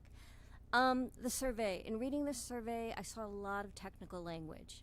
And I think when we're close to a subject, we don't realize how much language is technical. We use it in our areas where our professional fields. It's a quick way to talk. It's super clear to us. But unfortunately, I can't point to examples, but in reading it, I felt like, yeah, that's too technical. People aren't really going to know what that means. They may think they're answering this, but what we're asking is that. So I'm worried about that. I also feel like this is so important. Sending out a survey is fine, but what I would really like to do is see some workshopping with community members. Maybe this is part of the plan, but I think bringing in community leaders and also inviting the public in general to chat things out be more fruitful in terms of getting a pulse, getting new ideas, get maybe ideas we wouldn't even have thought of. That I think that's a lot more work, but I think we'll get more real information than just surveys. Madam Mayor, if I may, I think you hit the nail on the head. I think in my mind, the goal of the survey, and I, very well taken, Madam Mayor, your comments about concerns of the representativeness of the responses. I think that's definitely a concern. To the extent, though, that we can manage the process and help ensure that we think that the data that we get is quasi-representative. Let's just call it that for the moment.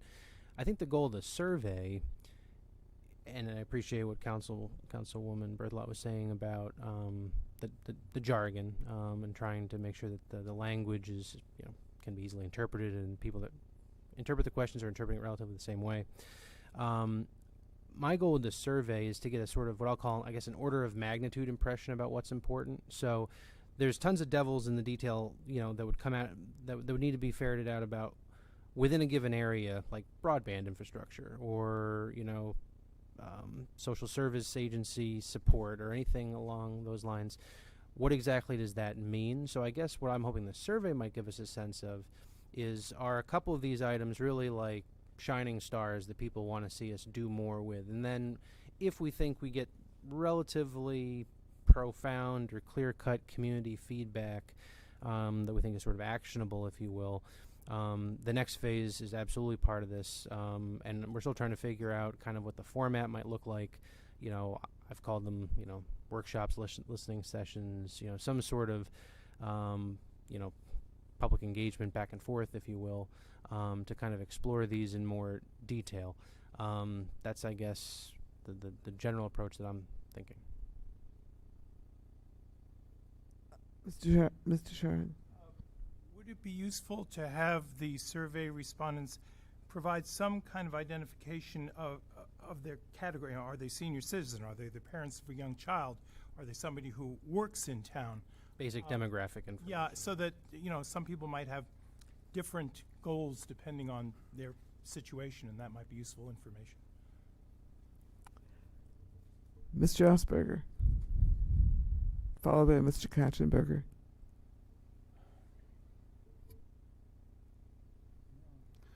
Ryan, did I hear you correctly that you said you did a first pass on this already, or this has not been sent to the public? This has not been sent. When I say first pass, I just mean we assembled like a draft working version of a survey. Oh, okay. So it's not gone live. Because I don't recall you ever getting it, and I would. No, it has not gone out. No, that's okay. I just wanted to know because I certainly would want to participate in it. Thank you, Mr. Katzenberger. Thank you, and thank you, Ryan, and all the staff for doing this, all this work up front. I certainly, the problems that the mayor talks about with surveys, I agree that can happen. I'm not sure, but I'm not sure what the answer is other than we don't do surveys. Getting broad community input and, broad participation certainly would help. But I think I think surveys are generally subject to that possibility. Secondly, to Terry's point, I don't know if I fell into that same trap or not, but lawyers are notorious for when they design forms, consumer credit forms, disclosure forms. You can almost guarantee that putting a group of subject matter experts in a room, especially lawyers, but not only, and designing what they think will be understandable to the typical end user is a good way not to succeed. Which I guess is a polite way of saying it's going to fail a lot of times, and this has been demonstrated. Now, formal consumer testing programs, the test language, that's expensive, time-consuming, I think, and also not feasible for most, for every project that goes out. But I think gathering groups of, independent, just doing informal reviews, giving this survey to a few people saying, what do you think this means? Before you put it out, can by itself provide a lot of useful advice. I just had some textual suggestions. I don't think you want to do them now. Do you want us to send them in to you? Right. Technical suggestions, send them in. I don't want to get into wordsmithing tonight. What I was going to suggest is there anybody here besides me who has had experience in training and constructing surveys? Have you, have, yeah. Sam? Because what I'm thinking is maybe we ought to have a subcommittee to just review what your language, and let's see if we can pull some stuff together. I mean, if the council's amenable to it without maybe getting, like, I guess, too formal with it, any member of the council who thinks that, you have knowledge, interest, expertise in this area, I'm happy to, have a conversation and solicit the feedback. Well, you may end up with multiple There may be surveys if we all do it individually. Which is why I was thinking that we hash it out with a couple of us. But can I volunteer, Mr. Bruder, to sit with me and you to take a look at this? I think one of no, I know you weren't. I know. I was. One of the problems here is there is legal language that limits how you can spend the money, so you can't just have it a wide open kind of thing. So I do think, I think the point's well taken. We tried to not stray, I guess, too far from the language in the statute. I mean, it did try to sort of bureaucratize it a little bit. Plain language. Yeah, but at the same time, like, as a for instance, we didn't want to, I guess, interpret things too narrowly or too broad either. So, like, an earlier version of this, just to cite as an example, there was some language in there about, issuing grants to small businesses, because that's something people are like, okay, I know what that, but that's a more narrow, prescriptive use of how you might support or help provide aid to small businesses, and so that's how we landed on expansion of funding support, knowing that there's different. So those are examples, I guess, of things we tried to not be too specific. But I think we could certainly wordsmith some of this, in terms of, as an example, expansion or enhancement of rural broadband infrastructure service. You could probably phrase that question as improve internet access in rural areas or something like that. Make internet more available to people in town. Yeah. Mr. Shaken. So I just have two thoughts. One is broad and leads to a specific piece of feedback. Just broadly, this is a ton of money that the town is getting. We've talked about this a lot. I think the intent of this funding in federal law is to allow state and local government who might know a community better than the federal government to push this aid, push what is $4 billion in Connecticut of federal aid out into the communities. And I think, unfortunately, at least to some extent, what that will turn into is the bulk of that money being spent on state and local government and not being pushed into the community. And so I think, even though I appreciate that there are at least $22 million of very important projects that the town would manage, that each department has on a wish list of things that would make the community better, I think it's really important that we do this and that we engage the public in things that are outside of the sort of four walls of town hall and the bounds of our local government. Maybe that there aren't $7.5 million of things to do there either, but I think it's important that at least that we try to follow the spirit of what the federal government intended with this funding. When you look at the state's portion of this package, which is $2.6 billion, at least $1.6 billion is just being used to balance the state budget, which is a noble cause, but not really the intent of ARPA. And so I hope, I'm glad that we're doing, I think, more than what some communities are doing in terms of trying to engage the community. Now, specifically, looking at this sort of rank order of different priorities, with the exception of replacing municipal revenue and water and sewer, there's really no option here to give people the choice to say that, well, no, Ben, you're wrong, and we think it's a good idea to spend some of this money on municipal government projects because it will mean money that taxpayers won't need to come up with on their own in later years. And so I think, especially given that you have a $22+ million list from your department head so far, that is probably a likely source for how we will ultimately spend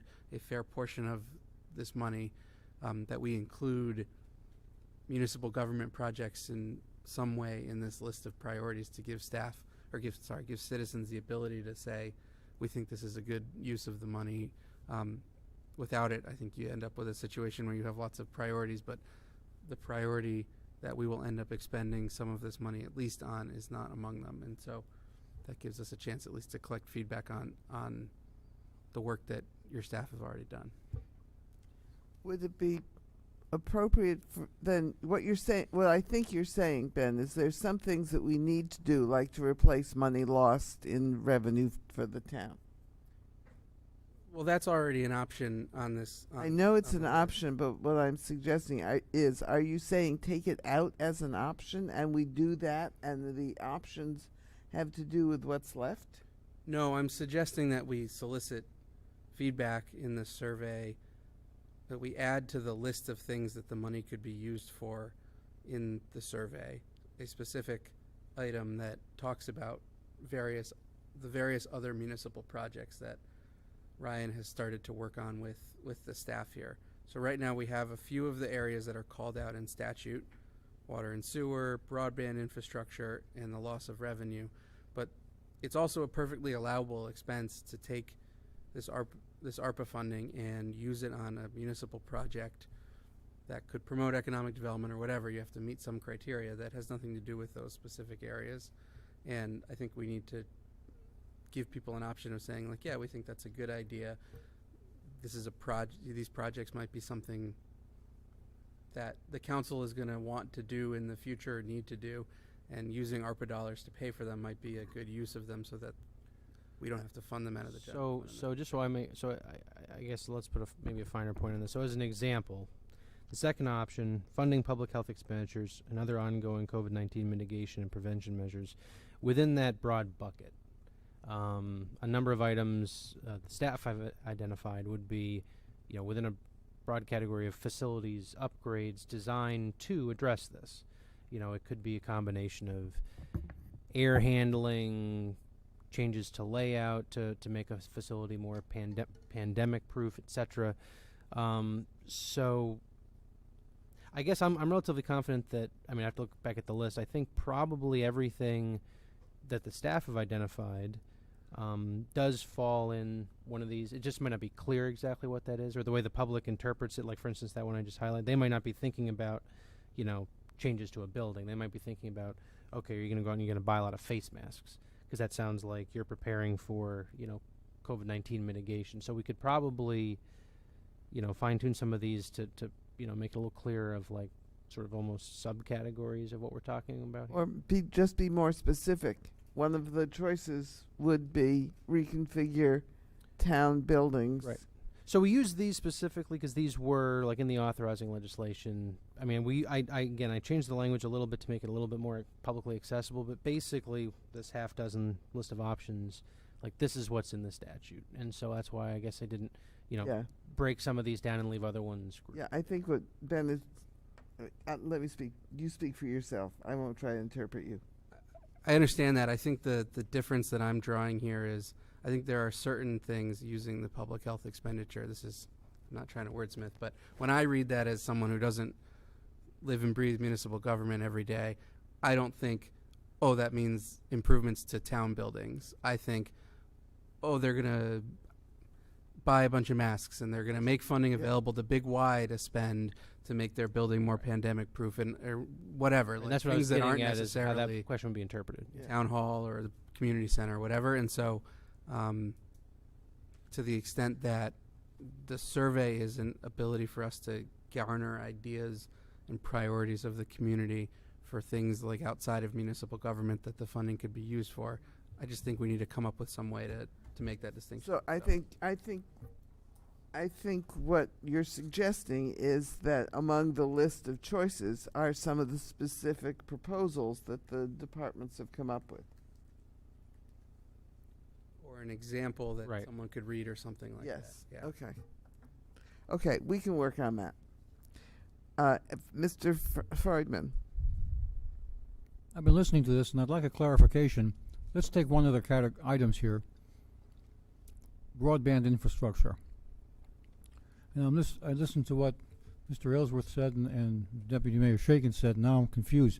Is the understanding of the act that it is meant to be used out in the community, or could it be used by the town as broadband infrastructure?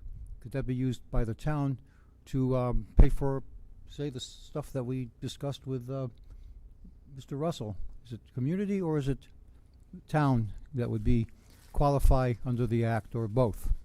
So I think the law and then the underlying federal rule that's been promulgated and all the sort of questions and answers that have been posed by the pertinent federal agencies is that it's been structured in a way intentionally very open to interpretation. I think some communities are going to interpret it one way. I think others are going to interpret it, not necessarily interpret it differently. They'll prioritize differently. So I think both examples you gave, I think, are eligible for funding. Okay, I just want to make a comment then. As far as using it out in the community, my opinion is, I mean, I'm no expert on what the act really meant and what Congress's intent was down to minutia, but I would guess that if they're talking about using it out in the community, I think their intent was to give, say, very remote places, say Indian reservations or very sparsely populated remote communities, say in, western Nebraska, I'm just picking an example, that don't have, good internet, and allow the communities to use it to enhance that because no company is interested in going to those places.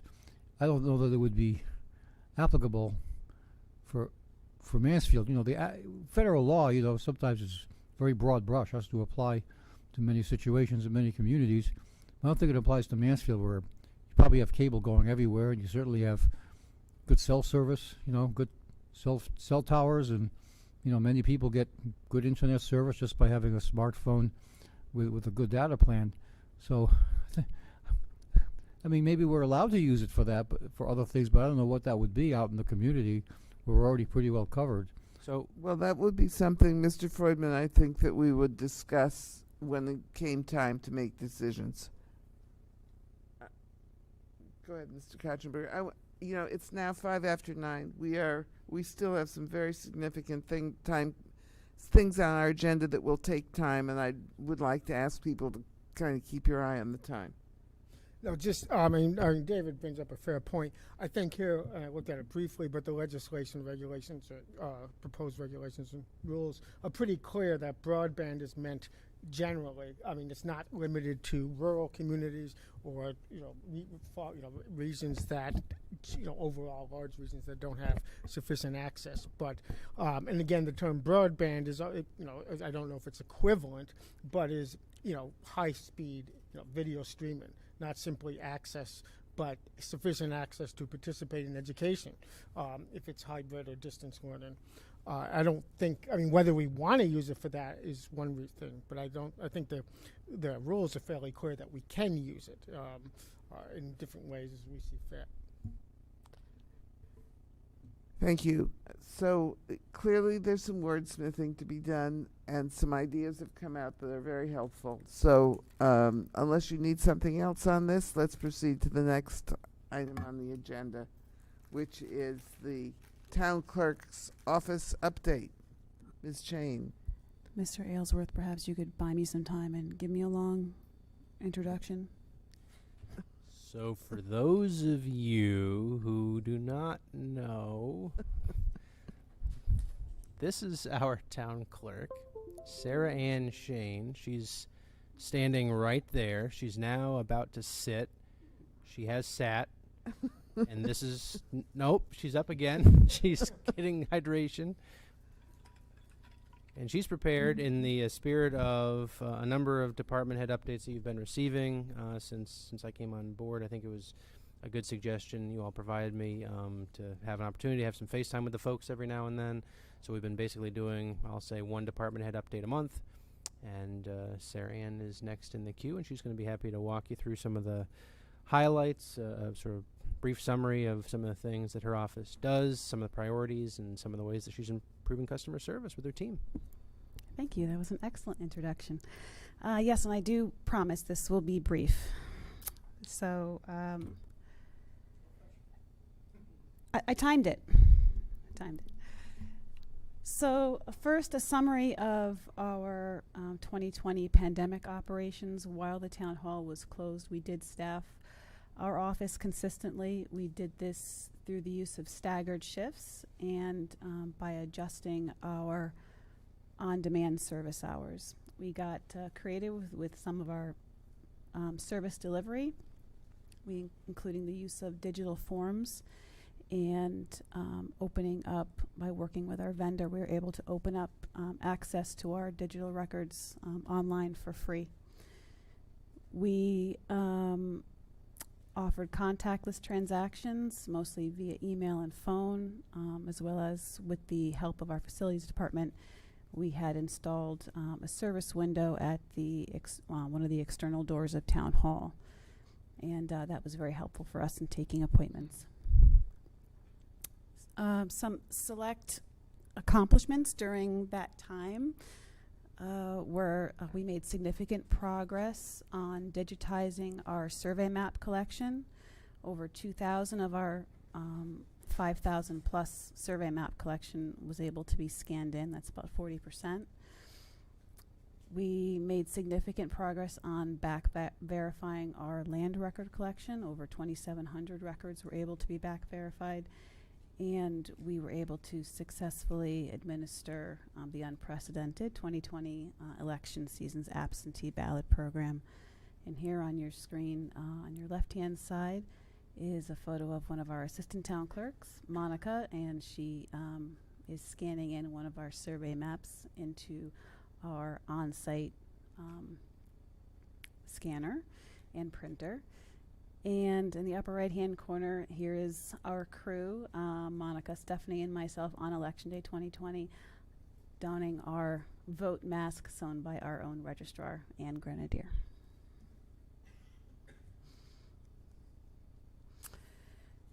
So we serve as the filing office and as essentially the librarians for government documents, such as land records, which includes things like your deeds and your mortgages, birth, death, and marriage records, which we call vital records, veteran discharge papers such as DD 214s, committee board agendas, minutes, meeting schedules, membership lists and terms, and liquor permits. And on your screen we have an example of a handwritten land record from 1726 compared with today's computer-generated records. We are also the program administrators for the absentee ballot program, the state's dog licensing program, the town's record management program, and for freedom of information requests. We provide notary services, fishing and hunting licenses, and collectively we staff, the town council, committee on committees, cemetery committee, and the Human Rights Commission. And here we have a photo of Willie stopping by the office to get licensed. So some examples of our customers include attorneys filing deeds and mortgages, funeral directors and grieving families obtaining death certificates, exhausted parents purchasing a birth certificate or filing home birth paperwork, smiling couples applying for, most of them are smiling, applying for their marriage license, amateur and seasoned genealogists tracing family history, researchers reviewing historical land records, veterans, business owners, and state marshals filing paperwork, dog parents renewing their licenses, title searchers, residents, and UConn journalism students looking up information about property or a person, electors applying to vote by absentee ballot, and of course our internal staff perhaps in need of Freedom of Information Act assistance or records management assistance. So fairly diverse customer base. So these are our values that we developed internally within our department. They are records accessibility, records preservation, outstanding customer service, and knowledge. So to that end, we are organized, accurate, and thorough. We follow the best practices to preserve the documented history of the town. We are friendly, helpful, and professional, and we are supportive of a learning environment and professional development. So these values guided the development of our own internally developed performance measurements, and they're designed specifically to measure our progress in these value areas. So a few examples here of our fiscal year targets include the creation or improvement of 2 record organizational systems, creation or improvement of 2 customer experience processes, Each employee is to acquire 12 customer responses regarding service experience in various ways. We have multiple backfiling targets, includes things such as verifying index data and digitizing records. And each employee is to participate in a minimum of 4 professional development activities.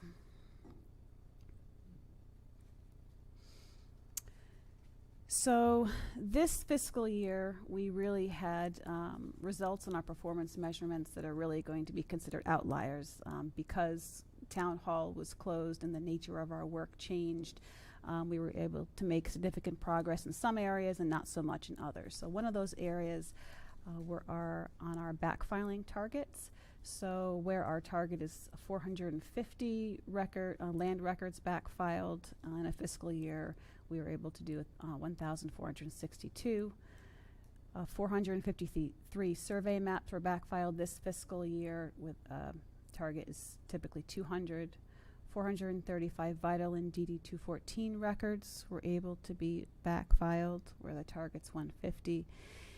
And thanks to all of the virtual offerings for workshops and professional development activities, we actually cumulatively were able to participate in 29 professional development activities, where our target is 12. In here we have an example of a recently backfiled marriage record from 1917. Any questions at this point? Don't want to. Yeah, thank you. That's. Did you have the same question? Okay, sure. So it can actually mean multiple things, but essentially it is a collection of activities that makes our historical collection whole. So that could mean either creating an index or for the records we already have on site. It could mean verifying that index to make sure that everything is correct. It can mean digitizing a record so that perhaps in some cases we have the index itself is digitized, so someone can search for the record on the computer, but the image for the record isn't there. So we're scanning those in and making that whole. That's essentially it, yes. Ms. Berthelot.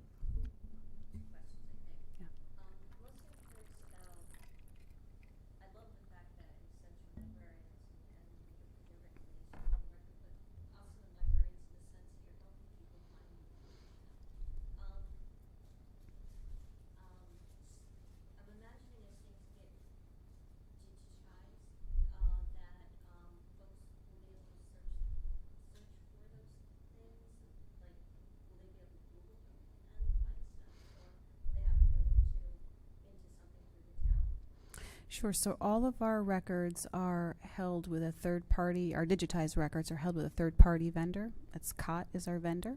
So customers need to go on and create.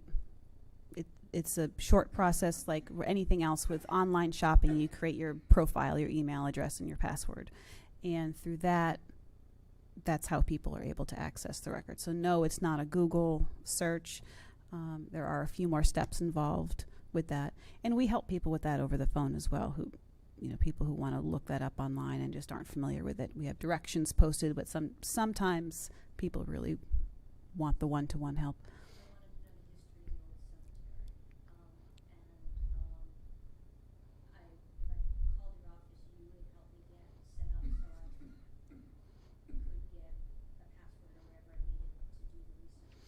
Sure. Not sure those particular records would be available on there, but yes, we would be able to help with that. And COT has a customer service line as well, so if people are experiencing difficulty navigating their site specifically or with their specific account, COT also has customer service personnel that can assist.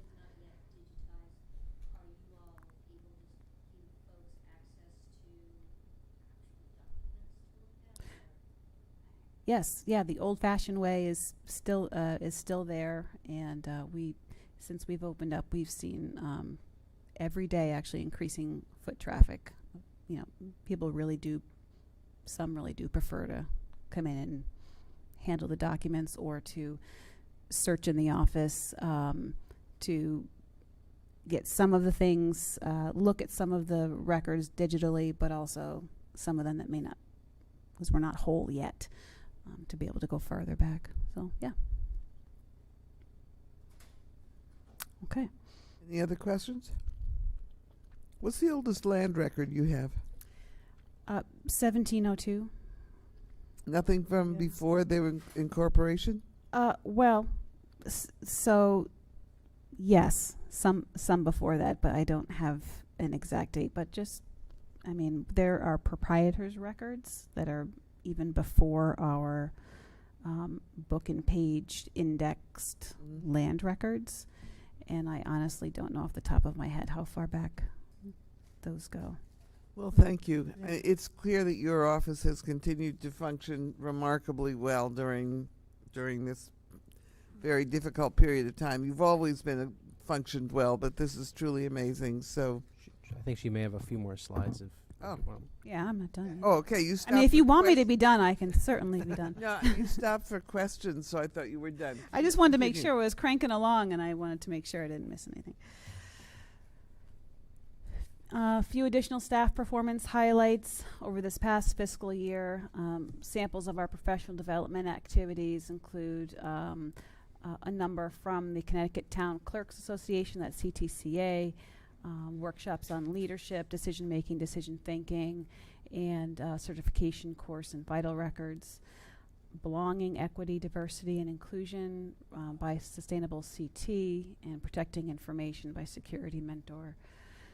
And those are security courses required by the Secretary of State's office because of all the elections software and information that we handle. A few other achievements: we began offering online access to our map indexes. New reporting procedures were established to enable animal control to swipe credit cards in the field, take care of dog licensing on the spot. Standard operating procedures manuals were updated and expanded, and both myself and Assistant Town Clerk Stephanie Huber studied and sat for our exams and obtained our Connecticut Town Clerk certifications. So customer service is, as you saw with our values, a real focus area for our department. To that end, we have a survey that is attached to a survey link attached to all of our emails. It's 2 questions. First is, how do you feel about your most recent customer service experience with the Mansfield Town Clerk's office? We have a very nice, an excellent rating of 94.8%, very satisfied. Our second question is, please tell us more. Your feedback about what we do well and what we can do better supports our ongoing commitment to excellence. And a few choice comments called out here. I got an immediate response to a request for documents, and in a manner that is very user-friendly, especially in these difficult times. The Mansfield Town Clerk staff is diligent, friendly, and capable. I enjoy working with them. Very helpful and very friendly. And my personal favorite, thanks for super clerking.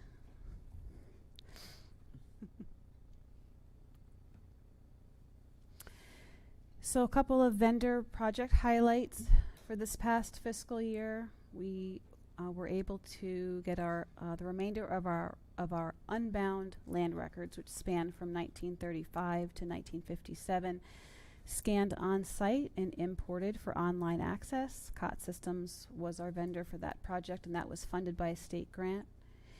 And then the remainder of our land record collection, including those proprietors' records, those are all of our leather-bound land records. Those were scanned on site by U.S. Imaging, also funded by state grant. They use high-quality specialty scanners, and those images will be imported for online access in fiscal year 2022, so later this year.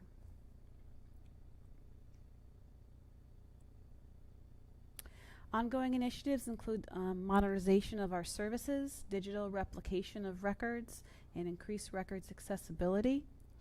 So we are still shopping for an online dog licensing software that will meet our needs. It's turning out to be a little more difficult than I'd anticipated. We are very close to having our having software for land record recordings, filings to be done online. We want to have our entire collection of land, vital, and military records digitized and therefore duplicated and preserved. Online access to complete land record and survey map collection, and online access to committee charges, committee membership, and terms as well. And now, Madam Mayor, I am finished. Any questions from the remainder of that? Any questions? Well, I will just repeat. I won't repeat my earlier remarks, but I will express the sentiment again. So thank you very much. Thank you. I know your support for the committees has been extraordinarily helpful, particularly Committee on Committees. Yeah. Basically, that committee can't function without real support from the town clerk. So thank you. Thank you.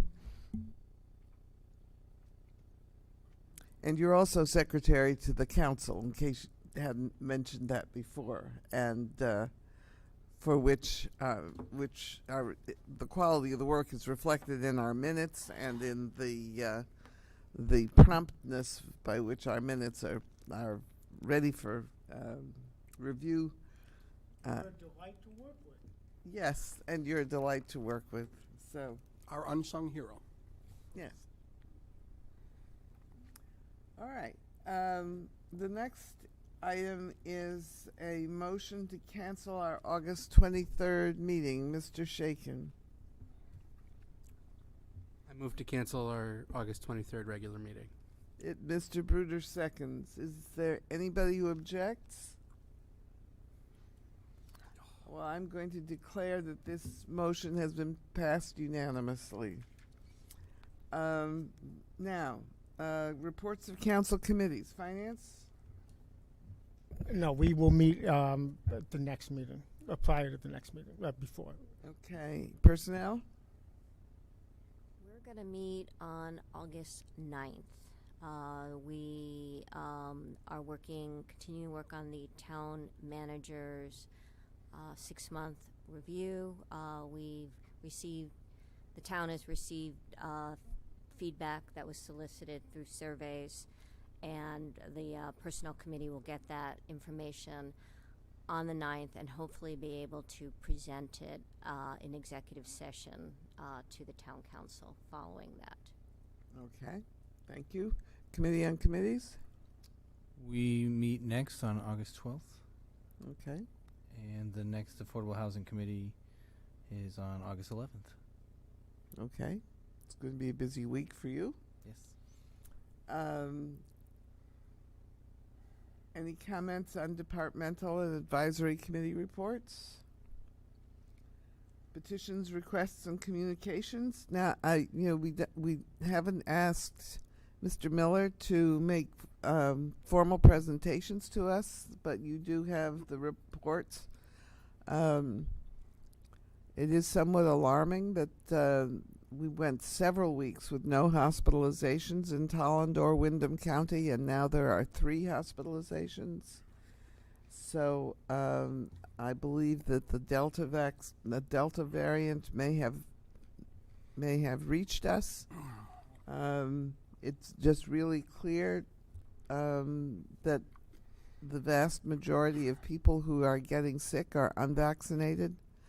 And I really would urge members of our community to make sure that everybody who's eligible gets the vaccine. You heard earlier that there are pop-up places where you can get it. We would really like to keep Mansfield as safe as possible over the course of the summer. And so we hope people take advantage of these opportunities. Mr. Osberger. I'll wait till future agenda. All right. Anything else? All right. Future agendas, Mr. Osberger. With the outbreak of these now, the Delta variant, and of course I believe the Lambda variant that has come out of South America, with the potential influx of another outbreak continuing, I would like to put on a future agenda item what UConn's plan is for us for the fall. Okay, we can do that.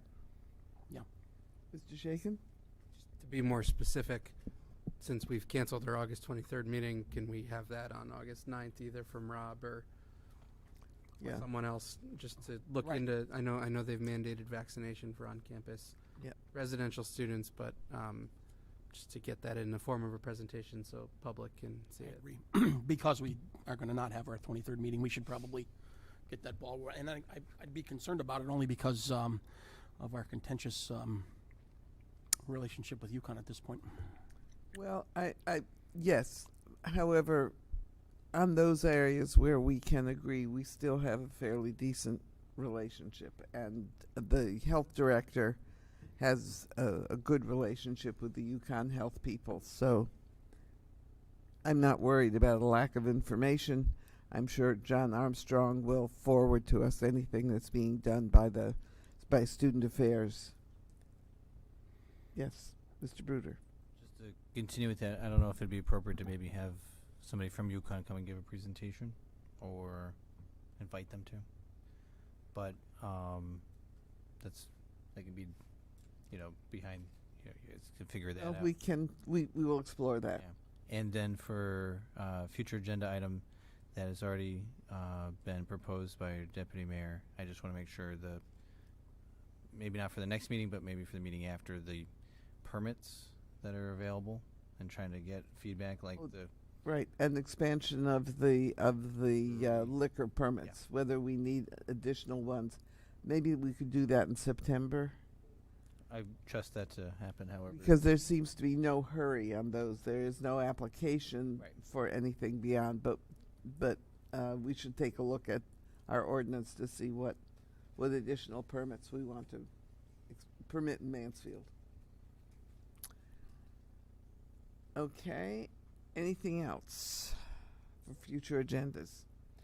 All right, I see Mr. Deneen in the audience, so I assume we need an executive session. Is there a motion to go into executive session? I think, Mr. Shaken, you have your hand up. Yes, I move that we enter into executive session to discuss strategy and negotiations with respect to pending claims or litigation in accordance with Connecticut General Statute Section 1-200, and that we invite to that executive session Town Manager Aylesworth and Attorney Deneen and the Town Planner Linda Painter. Second. Thank you. Okay, we will take a recess while the room is cleared. Oh, all those in favor of going into executive session, raise your hand. Okay. Then we'll take a break. Hopefully about